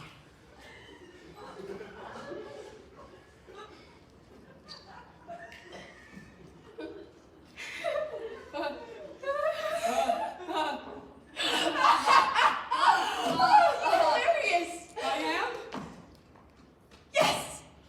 Okay, well maybe I am. And she laughed. I totally get it now, moron. I said hit me and you hit me. You're so intelligent. Yeah, that was on purpose. But I do need to ask you that question. Sure, just my life kind of depends on it. Don't hit me. Just ask the damn question, Jeremy. It's kind of embarrassing and... Are you pregnant? Am I that fat? No, And here I thought we had a connection. You made me believe that I could forget my past and look more towards the future. I loved you more in these past 5 minutes than I ever did in my entire past relationship. I was forced to. Maybe you shouldn't have done it. What? Forced to what? Forced to ask the question. By who? One of your real-life police officer impersonator friends? Me, Barbara. Kevin, what are you doing here? My duty. And what exactly does that duty entail? My fatherly duty as to seeing whether or not I have a child with you. Time out! She just called you Kev. And you said that only your ex-wife called you that. This wasn't an official mission through the department. This was a mission of selfish desire.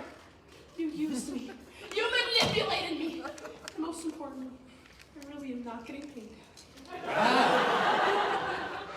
You want to high five with that conclusion? Moron. How dare you show your face to me? Oh wait, you didn't. You took advantage of a sweet, innocent man and made him do your dirty work for you. And you have the audacity to ask a forbidding question of if I'm pregnant? Kev, darling, you have more of an intimate relationship with that bagel than you ever did with me. Yeah, screw you. I'm gonna report you. Not if you can't walk.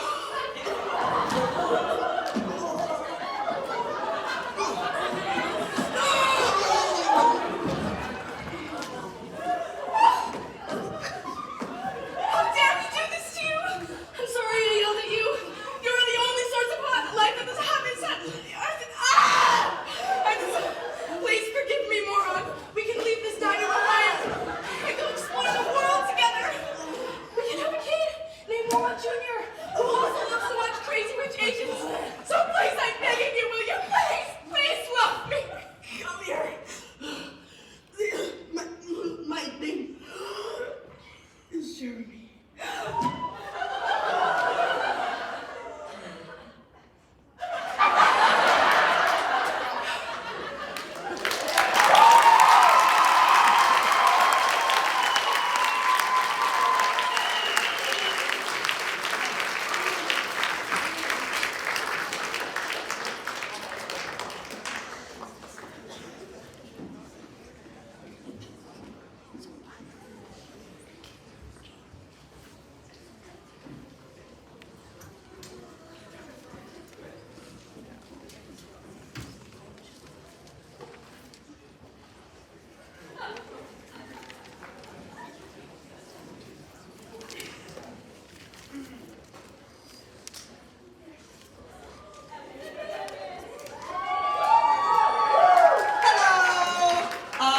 Hi everyone.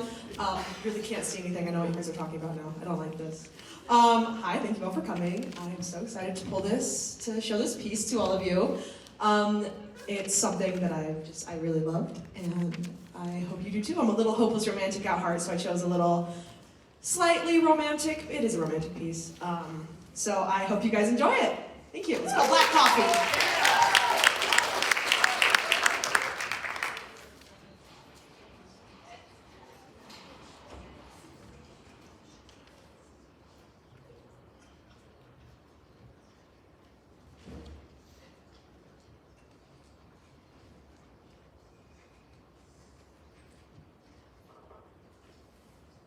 It's killing me not to be kissed. kissing me right now. Excuse me?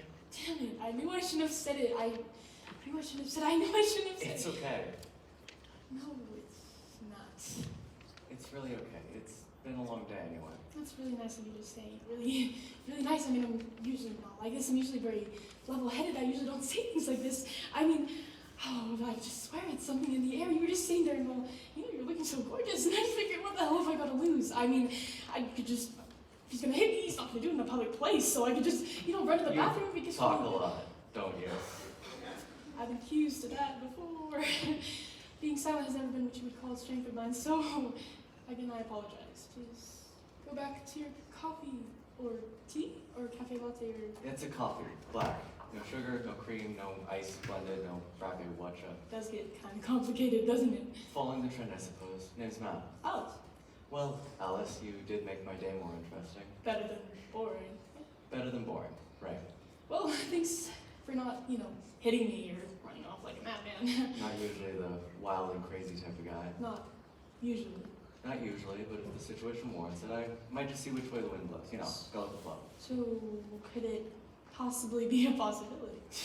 You weren't actually serious, were you? No, you're right. It's been a long day. Maybe we could start again. Matt. Alice. It's a nice name. What's that you're drinking? It's just a soy latte with an extra shot of coffee, some cinnamon, and a dollop of, you're right, it's complicated. So you're done this before? Done this?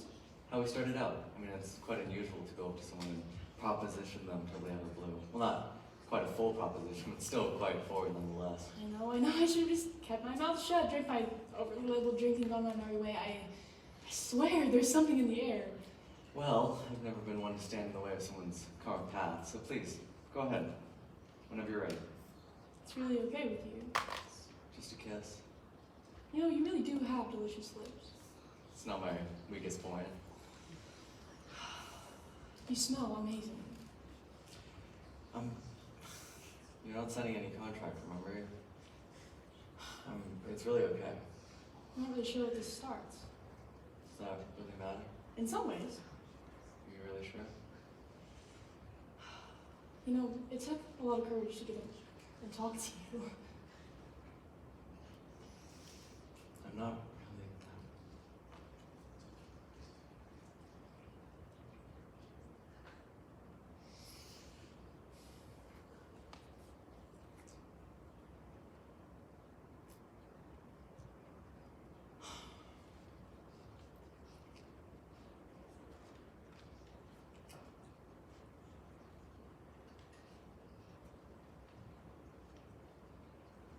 And how this plays out in my mind, you are.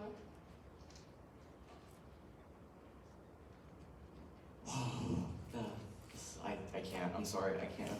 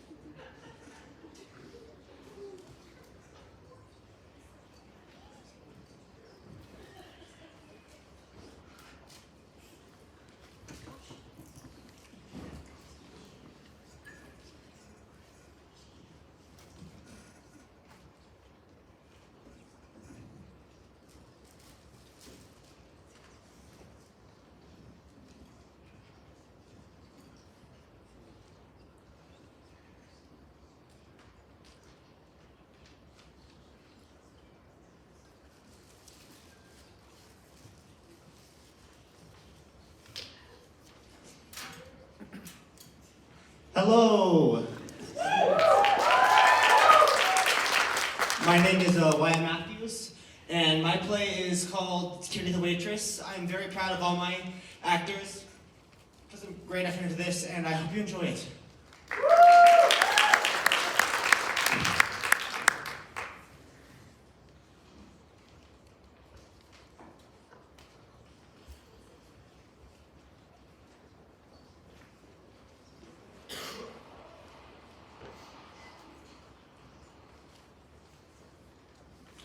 Oh, Monsieur Briand, comment ça va? Fine. Merci. Did you have a lovely day at the beach? Yeah, well, except for my ex-wife just won full custody of our child. I just see him for 2 hours when he turns 12 and then again when he turns 16. Oh, Monsieur, quel dommage. Well, forget your troubles here on our beautiful island, and we as this restaurant will do all that we can to soothe you. Thank you. I am feeling kind of gloomy. Oh, Monsieur, we lighten your troubles for you. Forget your wife, forget your child. You are in tropical paradise. Thank you. I am in paradise. Right. Your usual table, Monsieur? Yes. I mean, we. Oui, Monsieur. S'il vous plaît. Veronique will be your waitress tonight, Monsieur. Bon appetit. Thank you.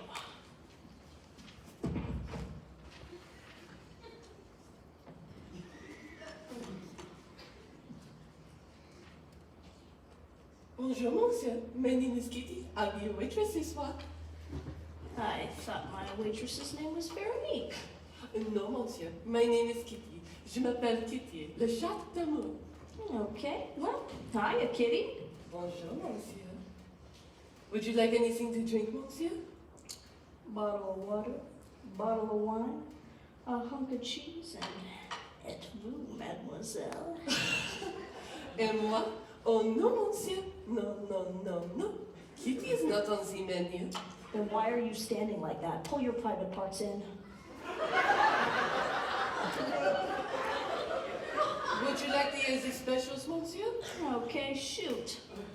We have un filet of red snapper avec une sauce de artichoke et sardine. We have mahi-mahi avec une sauce de miu-miu. In honor of the French actress Miu-Miu. The fish is flown by airplane from the island of Maui. Mahi-mahi fish avec miu-miu sauce. Oui, monsieur. I have the bad pasta, monsieur. No, it's okay. It's charming in its way. It's just I haven't had a woman in over a year, and your posture upsets me.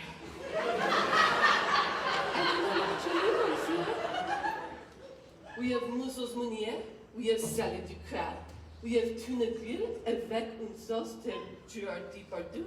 Et finalement, we have la spécialité de la maison, le filet du soleil, avec une roast mouse et paquet gratiné. Meow, meow. C'est un grand delicacy. Kitty, please. I haven't had a woman in over a year. Oui? Quel dommage, monsieur. And what would you like from the menu this evening? Well, the specials sound interesting, especially that mahi-mahi fish with the muck-muck sauce, but what I'd really like is a good old American hamburger, served rare, with French fries and coleslaw. Hope you don't think too badly of me by my order. Pas du tout, monsieur. Kitty does not judge. Kitty loves all the choices. She sees no difference between any of them. But let me tell the kitchen of your wishes. Hey, Mario! Give me number 42 with grease and slaw. Bloody.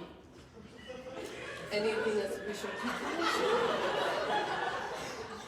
Not right now, thank you. Monsieur.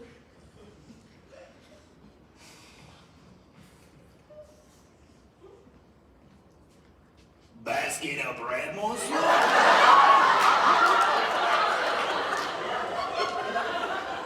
What? Basket, monsieur? No, not right now, thank you.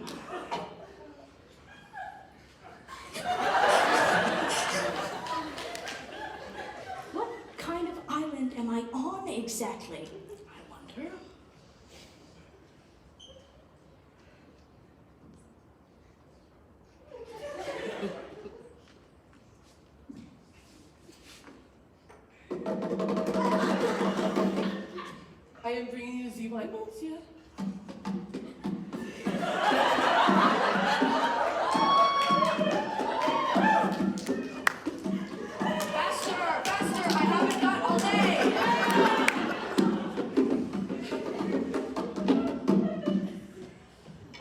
sometimes it takes a very long time to get across the room. Oh, yes. Does it? Your wine, monsieur? It is not coming out, monsieur. Do you have a corkscrew? A corkscrew? Oh, monsieur, you make it blush avec your smithies. Screw, screw. I will recite myself. Do you have a corkscrew for the wine? No, I don't. Take it away then. Gaston!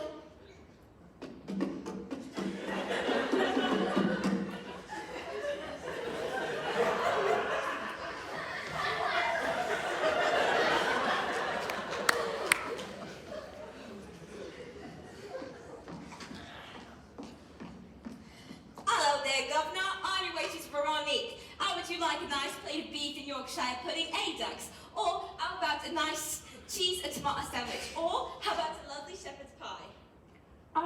Sorry, you said your name is Veronique? That's me name. I live in a flat with me mum above the loo at Victoria Station. I come here in the tube in the mornings. I eat digestive biscuits. I see. Kitty was waiting on me before. We don't have no kitty here, sir. But she was just here. She did dance to the bongo drums. Bongo drums? Blimey, sir, your imagination is running away with you. No, she was just here. She walks funny. Whatever you say, Gov. Well, never mind. Do you have a corkscrew? What for? The wine. That's right, she took the wine away. We don't serve wine here, sir. How about a lovely lager, or a bit of ale, or a nice cup of tea served with a delicious bit of digestive biscuits? You know what? I think I'll just wait for Kitty. You'll be waiting a long time then, sir.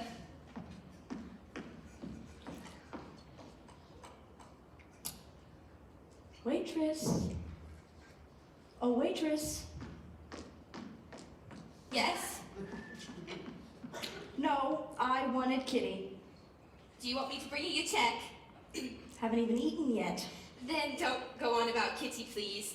How about you eat your bread and your water, and if you're well behaved, maybe Matron will reinstate your privileges. What? Matron? Privileges? Am I in a play by Pirandello? I'm sure I don't know, sir.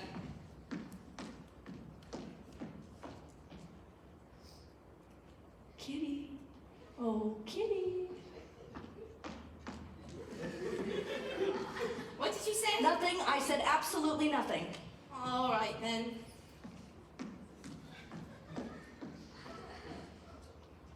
Kitty. Kitty. I miss you, Kitty. Where did you go? Oh, Monsieur Brion, Veronique has told me that Kitty is bothering you. I'm so sorry. What? No one was bothering me. I've taken care that the kitty will bother you no more. We called it to the veterinarian and he will be putting her to death momentarily.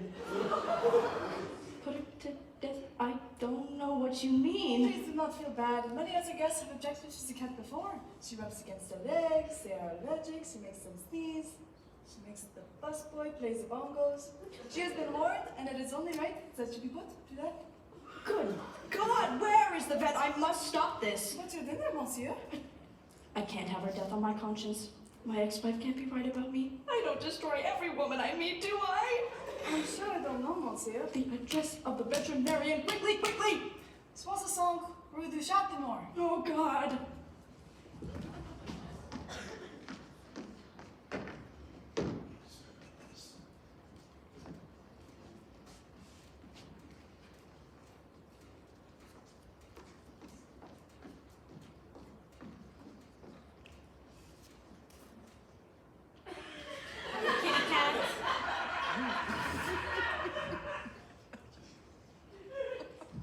Oh, God, please don't give her a shot. She was my waitress. I loved her.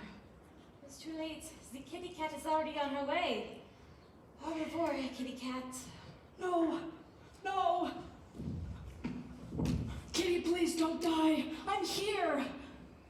Goodbye, monsieur. You did not love Kitty. And so the doctor. She gave me a shot. I have danced enough. No. Kitty, I realize now. You're my reason for living.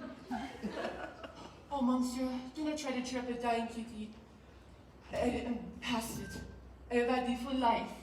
I have lapped the milk. I have arched the back. I have chased the mouse. I have eaten the parakeet. It is time for Kitty to go. No, I have nothing. We have Paris, monsieur. We do? I don't remember anything about Paris. We'll send you nothing, monsieur. The sodium pentethol. It is working. Au revoir. Au revoir. Life number 5. It is ending. Oh no. 4 more to go. So many disappointments. So many the twists and the turns. How difficile is la vie de chat. Oh. Oh.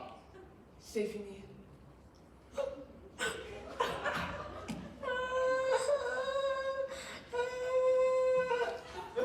Ow! What are you doing? I'm sorry, monsieur. My mind, it wandered. I did not mean to give you a shot, but it's too late. Goodbye.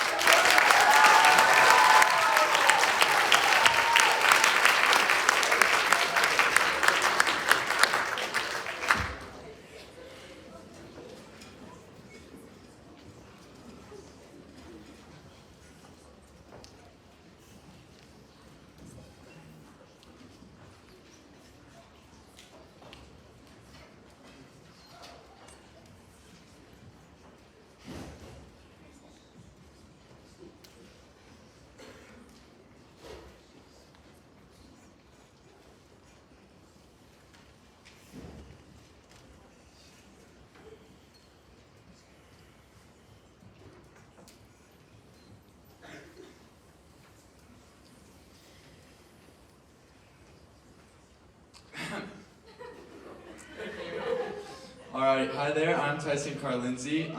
I'm super excited for my play. This is a dramatic piece. It's called Carnality, and my actors are Kylie and Elijah. I'm so proud of these two, and I can't wait to have you guys see them. I'm gonna give them 2 seconds because it sounds like they're still setting up backstage. But everybody here has done really amazing tonight. Can we give one hand to everybody who's already performed and is going to perform?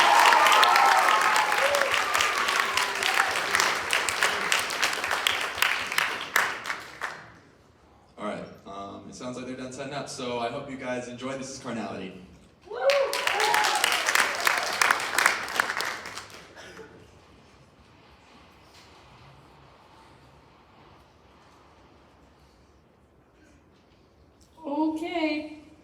Okay.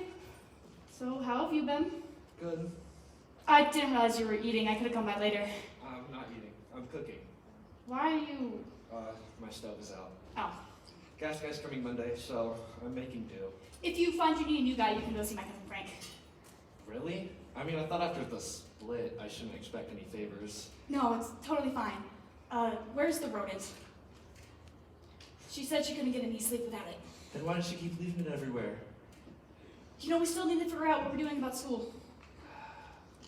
Alright. So? I mean, it's wherever you want, Michelle. Alright, fine. I want him to go to St. Bart's, okay? It's not okay? It's not my first choice. I figured you know that. I mean, Catholic school? That brings up the whole religion issue. Yes, it does. Yes, it does. Okay, well then it's not whatever I want, Ben. At some point you're gonna have to hash this out with me. You always do this and it's really annoying. What's annoying? Forget it. So, I hear you're seeing someone. Who said that? I don't know. You don't know? I just brought it up because I thought it was good news. Okay, sure, I've been on some dates. Who said this? I don't know.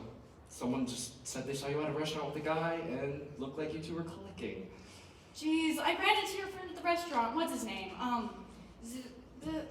Ben, what's his name? Zach. Zach, yes, thank you. I ran into Zach, but I wasn't dating the guy. Alright. It was a date. Second date? Third date? First date. Oh, is it another first date? Can we drop this? Sure. You look good, Michelle. What are we doing about school? We're running out of time on this. I don't know. You don't know? Have you even looked to where you want to send her to? No. Do you even know how to go about doing that? No.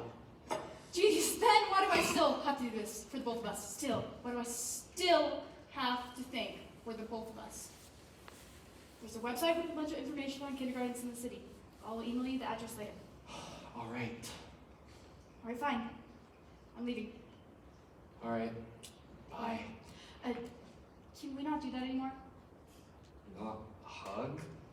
Yeah, is that okay? Sure. Can I ask why? I just can't. Did I do something? I don't know. What did I do? I just think that this whole amicable divorce thing isn't working for us anymore. All right. It was your idea. I know. You said it'd be better for Sophie if we tried to stay friends. Well, I was wrong. All right.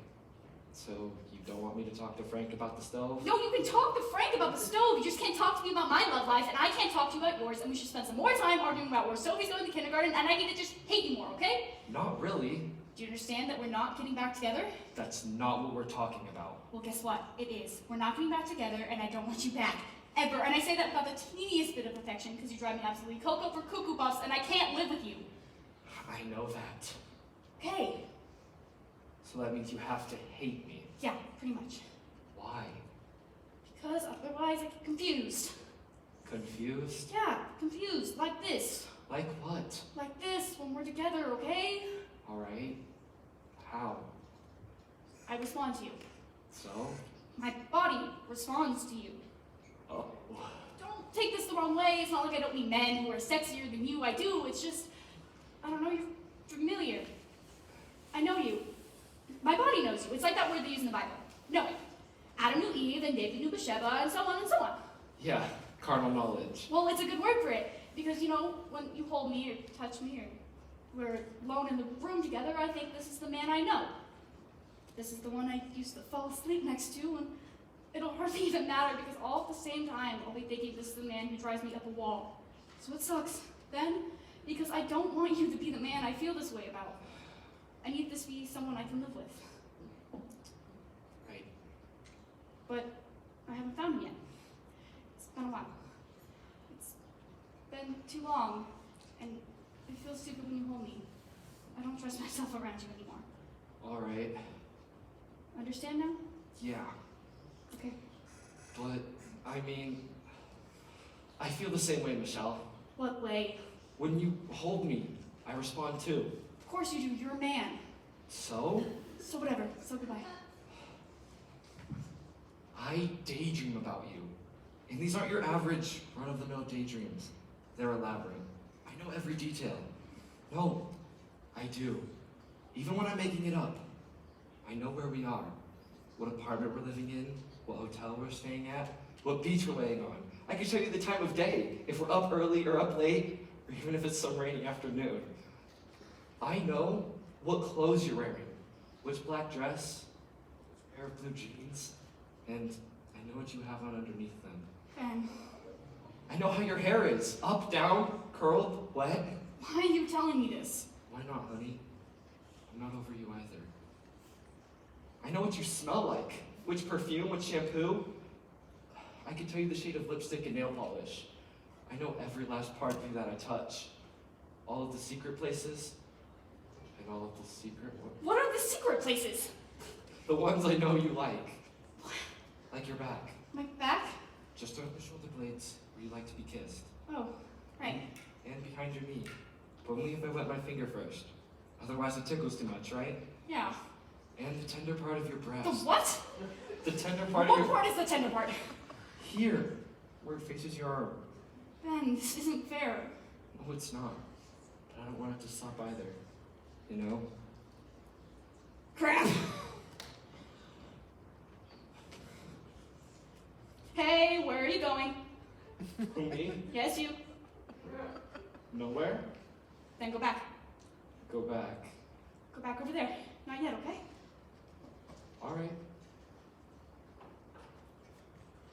Just a little bit longer. I like watching you cook.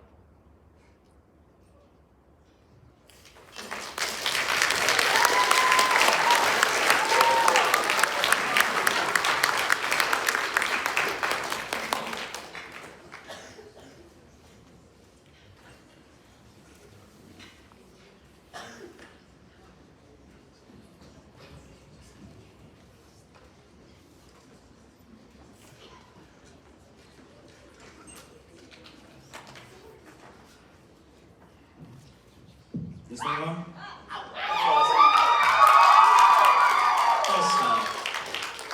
Thank you guys for coming out tonight. I'm Kai Campbell. I directed the Blueberry Hill Accord. A little bit of backstory, I really struggled to find a script, but as soon as I found this one, I literally showed it to everyone because I was cackling, like I was cry laughing every single time I read it.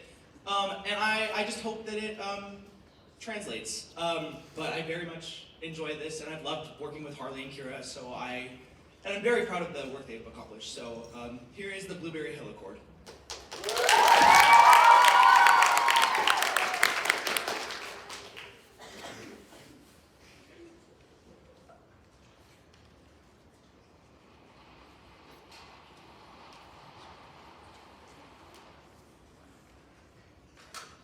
And I'm like, just because I let you do it a year ago, doesn't mean I have to let you do it now. And then Stephanie, and I can't believe she says this, she goes, okay, Ebenezer. And I'm like, what? And she's like, why don't you lighten up a little? And I'm like, why don't you get herpes and die, you crackpot from Long Beach? Unbelievable, right? Can I have a fry? A small one. Excuse me? If it's a small one, then yeah. Ew. I have clarinet rehearsal tonight until 10. There's no dinner break. This is God told me over. Forget it. So anyway, Stephanie, she comes off like this total saint. Why'd you do that? Do what? That. What? That whole passive-aggressive thing you're doing that you always do, so that I end up feeling like a bitch. I seriously have no idea what you're talking about. If you want a fry, take a fry. I don't want one. Do you not want one because you don't want one? Or do you not want one because you want me to feel bad for wanting you to have one? I don't want one. Can I finish the story now, please? Just take a fry. No. Take a fry. You obviously don't want me to. It's fine if it's a small one. Lindsay, I don't... Take a fry! My God! There. Are we happy now? I can't do this. Share food? I agree. No. I don't think I can do this anymore. Do what? This. Us. This whole us thing. I don't think it's working out. The friendship. What is this? A breakup? Are you breaking up with me? We're just in different places in our lives. We want different things. This is the breakup speech. I know that speech when I hear it. You're giving me the speech. Hannah, you're breaking up with me? Would you stop saying that? If you're breaking up with me over French fries? It's not about the French fries. Then what is it? Cause a lot of things. We've been friends since the 3rd grade. Aren't you ready to what? To move on? Meet other people? Meet other people? What are you talking about? If you want to meet other people, go, meet. That's the great thing about friends. You can have more than one. That doesn't work for me. That's how it works for everybody. I'm very particular about who I hang out with. I can only deal with about 5 acquaintance friends and 1 really good one. I don't have energy for anything else. I don't know why you're surprised. You know I'm like this. I thought I was your really good friend. You were, but honestly, lately when we hang out, I feel like what? Like we're 2 ships sailing past each other in the night. I don't get it. It means you and I are 2 ships, and it's night. Yeah, I got that part. And we keep sailing right past each other. Isn't that better than crashing into each other? It's a metaphor. I don't get it. That's my point! You don't get me, and I don't get you. You talk about things that I don't care about, and I definitely talk about things that you don't care about. I care about the things you talk about. No, you don't. Yes, I do.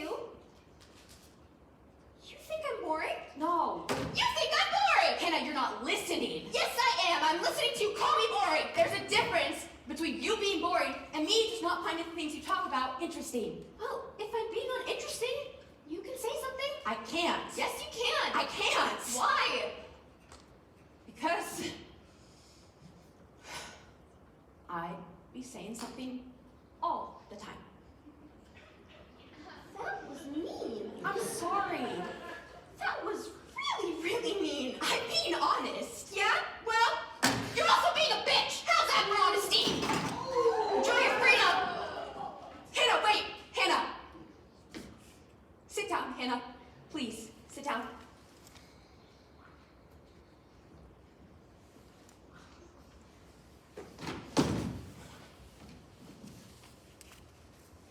we leave here today, there's some things I'd like to get in writing. I've compiled some notes. They're more bullet points, actually. I was hoping we could look them over and both sign here at the bottom. Is this a joke? Well, no. I'm not signing anything. But No! This is stupid! I feel that this is for the best. I don't give a damn how you feel! I know things about you! Are you threatening me? No! You know things about me too, okay? So it's in both of our best interests to settle this on paper. You really want to do this? Yes. You want to add yet another layer of insanity to this whole thing? Well, I wouldn't say No! You want to do it? Let's do it! First of all, I want all my stuff back from you. Right. My Nora Jones CD, My copy of Pride and Prejudice. my green top, my magic 8-ball. You gave me the magic 8-ball. I lent you the magic 8-ball. You just never give it back. You never asked for it back. I've had it for 3 years. Better late than never. Fine. And just so we're clear, I don't want you talking about me to other people.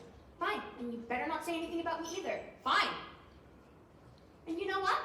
I don't want you telling the Joey Feinberg story anymore. What? Why? Because it's my story. But I always tell that story. It's a good story. It's a great story, and you butcher it every time you tell it. I do not! Lindsay, you could buy a lottery ticket, win $1 million, get kidnapped by Colombian drug lords and held for ransom, go on Oprah and tell the whole world about it, and you'd still make it the most boring, yawn-inducing story ever. You have a knack for it. That's so mean. It's the truth. I only let you tell the Joey Feinberg story because you were my friend, but if we're not friends, you can't tell the story. Well, then you can't tell the Lake Mead story. What sense does that make? If I can't tell the Joey Feinberg story, then you can't tell the Lake Mead story. Excuse me? The Joey Feinberg story happened to me. And Joey Feinberg. It's my story. And the Lake Mead story happened to both you and me. It's 50% mine, by rights. And I'm saying, I don't want you telling it. 50% of it is mine too.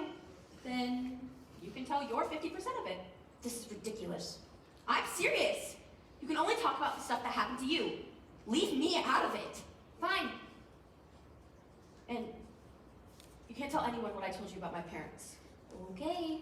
Promise me. I promise. I'm writing it down, see? You can't tell anybody about that time I got my period at the softball game. I thought everybody knew that. Everyone thinks it was Jackie. Nuh-uh. Why do you think they call her Jackie Swabinson? 'Cause that's awful.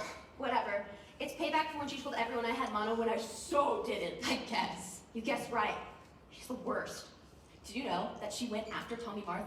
Even after she knew that I liked him? Because she's like that. I told you not to tell her you wanted him. But, for the record, I can date Tommy now. What? Once we sign this, all's fair. Does that mean I can date Adam now? Yeah, sure, whatever. All right. You better not tell anybody I'm seeing a therapist. You can't tell anybody I'm seeing a therapist. And you can't tell anyone I kissed Rachel Bumgarner at that party. You kissed Rachel Bumgarner? You didn't know? No! Oh my god, I can't believe I just told you that. So what happened? You have to tell me. It was so crazy. I can't think of anything else to put down. Actually, I have one more thing. What? Neither of us can eat here. Ever. No way. We can't. Or I won't sign. Why? Because Blueberry Hill is our spot. This is where I told you about losing my virginity. Shh. And you told me about losing yours. We've had all the big talks here. Guys, college, religion, everything. It's holy ground. I don't care who you pick for your really good friend, but you better not bring her here. I don't know. Am I wrong? Does that history mean anything to you? It does. I just... What? I don't know. This is hard. Well, I don't know what to tell you. I would have been perfectly happy if you'd given me me the silent treatment for 8 months and talk shit behind my back while I went crazy trying to figure out what happened. That's how normal people end friendships. You're the one who wanted to turn it into the Geneva Convention. Okay. So we're agreed? Blueberry Hill's off limits? Yeah. All right. So, where should I sign? Well, we can't sign it like this. Why not? It's all scribbles. Should be typed up in legalese so it's at least legible. So who's going to do that? I guess I will. So, in the meantime? Verbal agreement? No, I don't trust those. No one can ever agree on what was actually agreed upon. That's why we get things in writing. I mean, I'm willing to wait if you are. I guess. Just until I get this typed up. Right. You know? Okay. Wait, so I'm confused. Are we still friends? I mean, until we sign this, technically, yes, we are. Does this mean you're still coming over this weekend? Oh, because I'm just gonna be hanging out, so you don't think you'll be done by then? We'll see. Well, I have lots of homework and clarinet rehearsal, so I might not get to it. I don't know. Or if you do finish it, you can come over, we can hang out, and then we can sign it before you leave. Okay. Whatever, we'll see. Yeah. Rachel Bumgardner? Okay, first of all, I was trashed beyond reason. I was at Tommy Marth's party. Tommy Marth, right? And she comes up to me, and I can't believe she...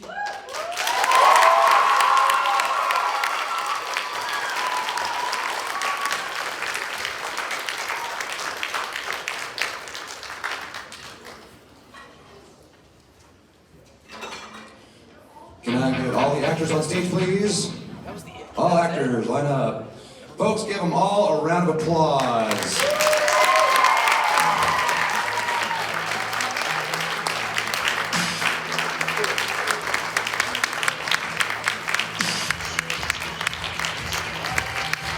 These kids are playing so many hours while doing another show, so go ahead, step forward, everyone bow one at a time. Go, fast. That side, go, go, 1, 2, go, go, go.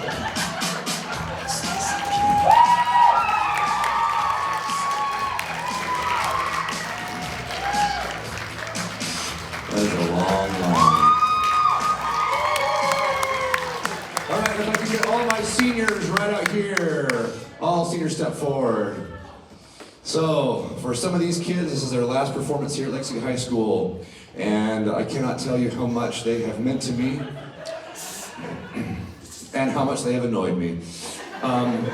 These kids have done so much. They are the backbone of the Lake City High School Theater Department. They are my friends. They are my children. They're my worst enemies. And I love you all. So thank you so much for everything you gave to me and to this. So, round of applause for all our seniors going.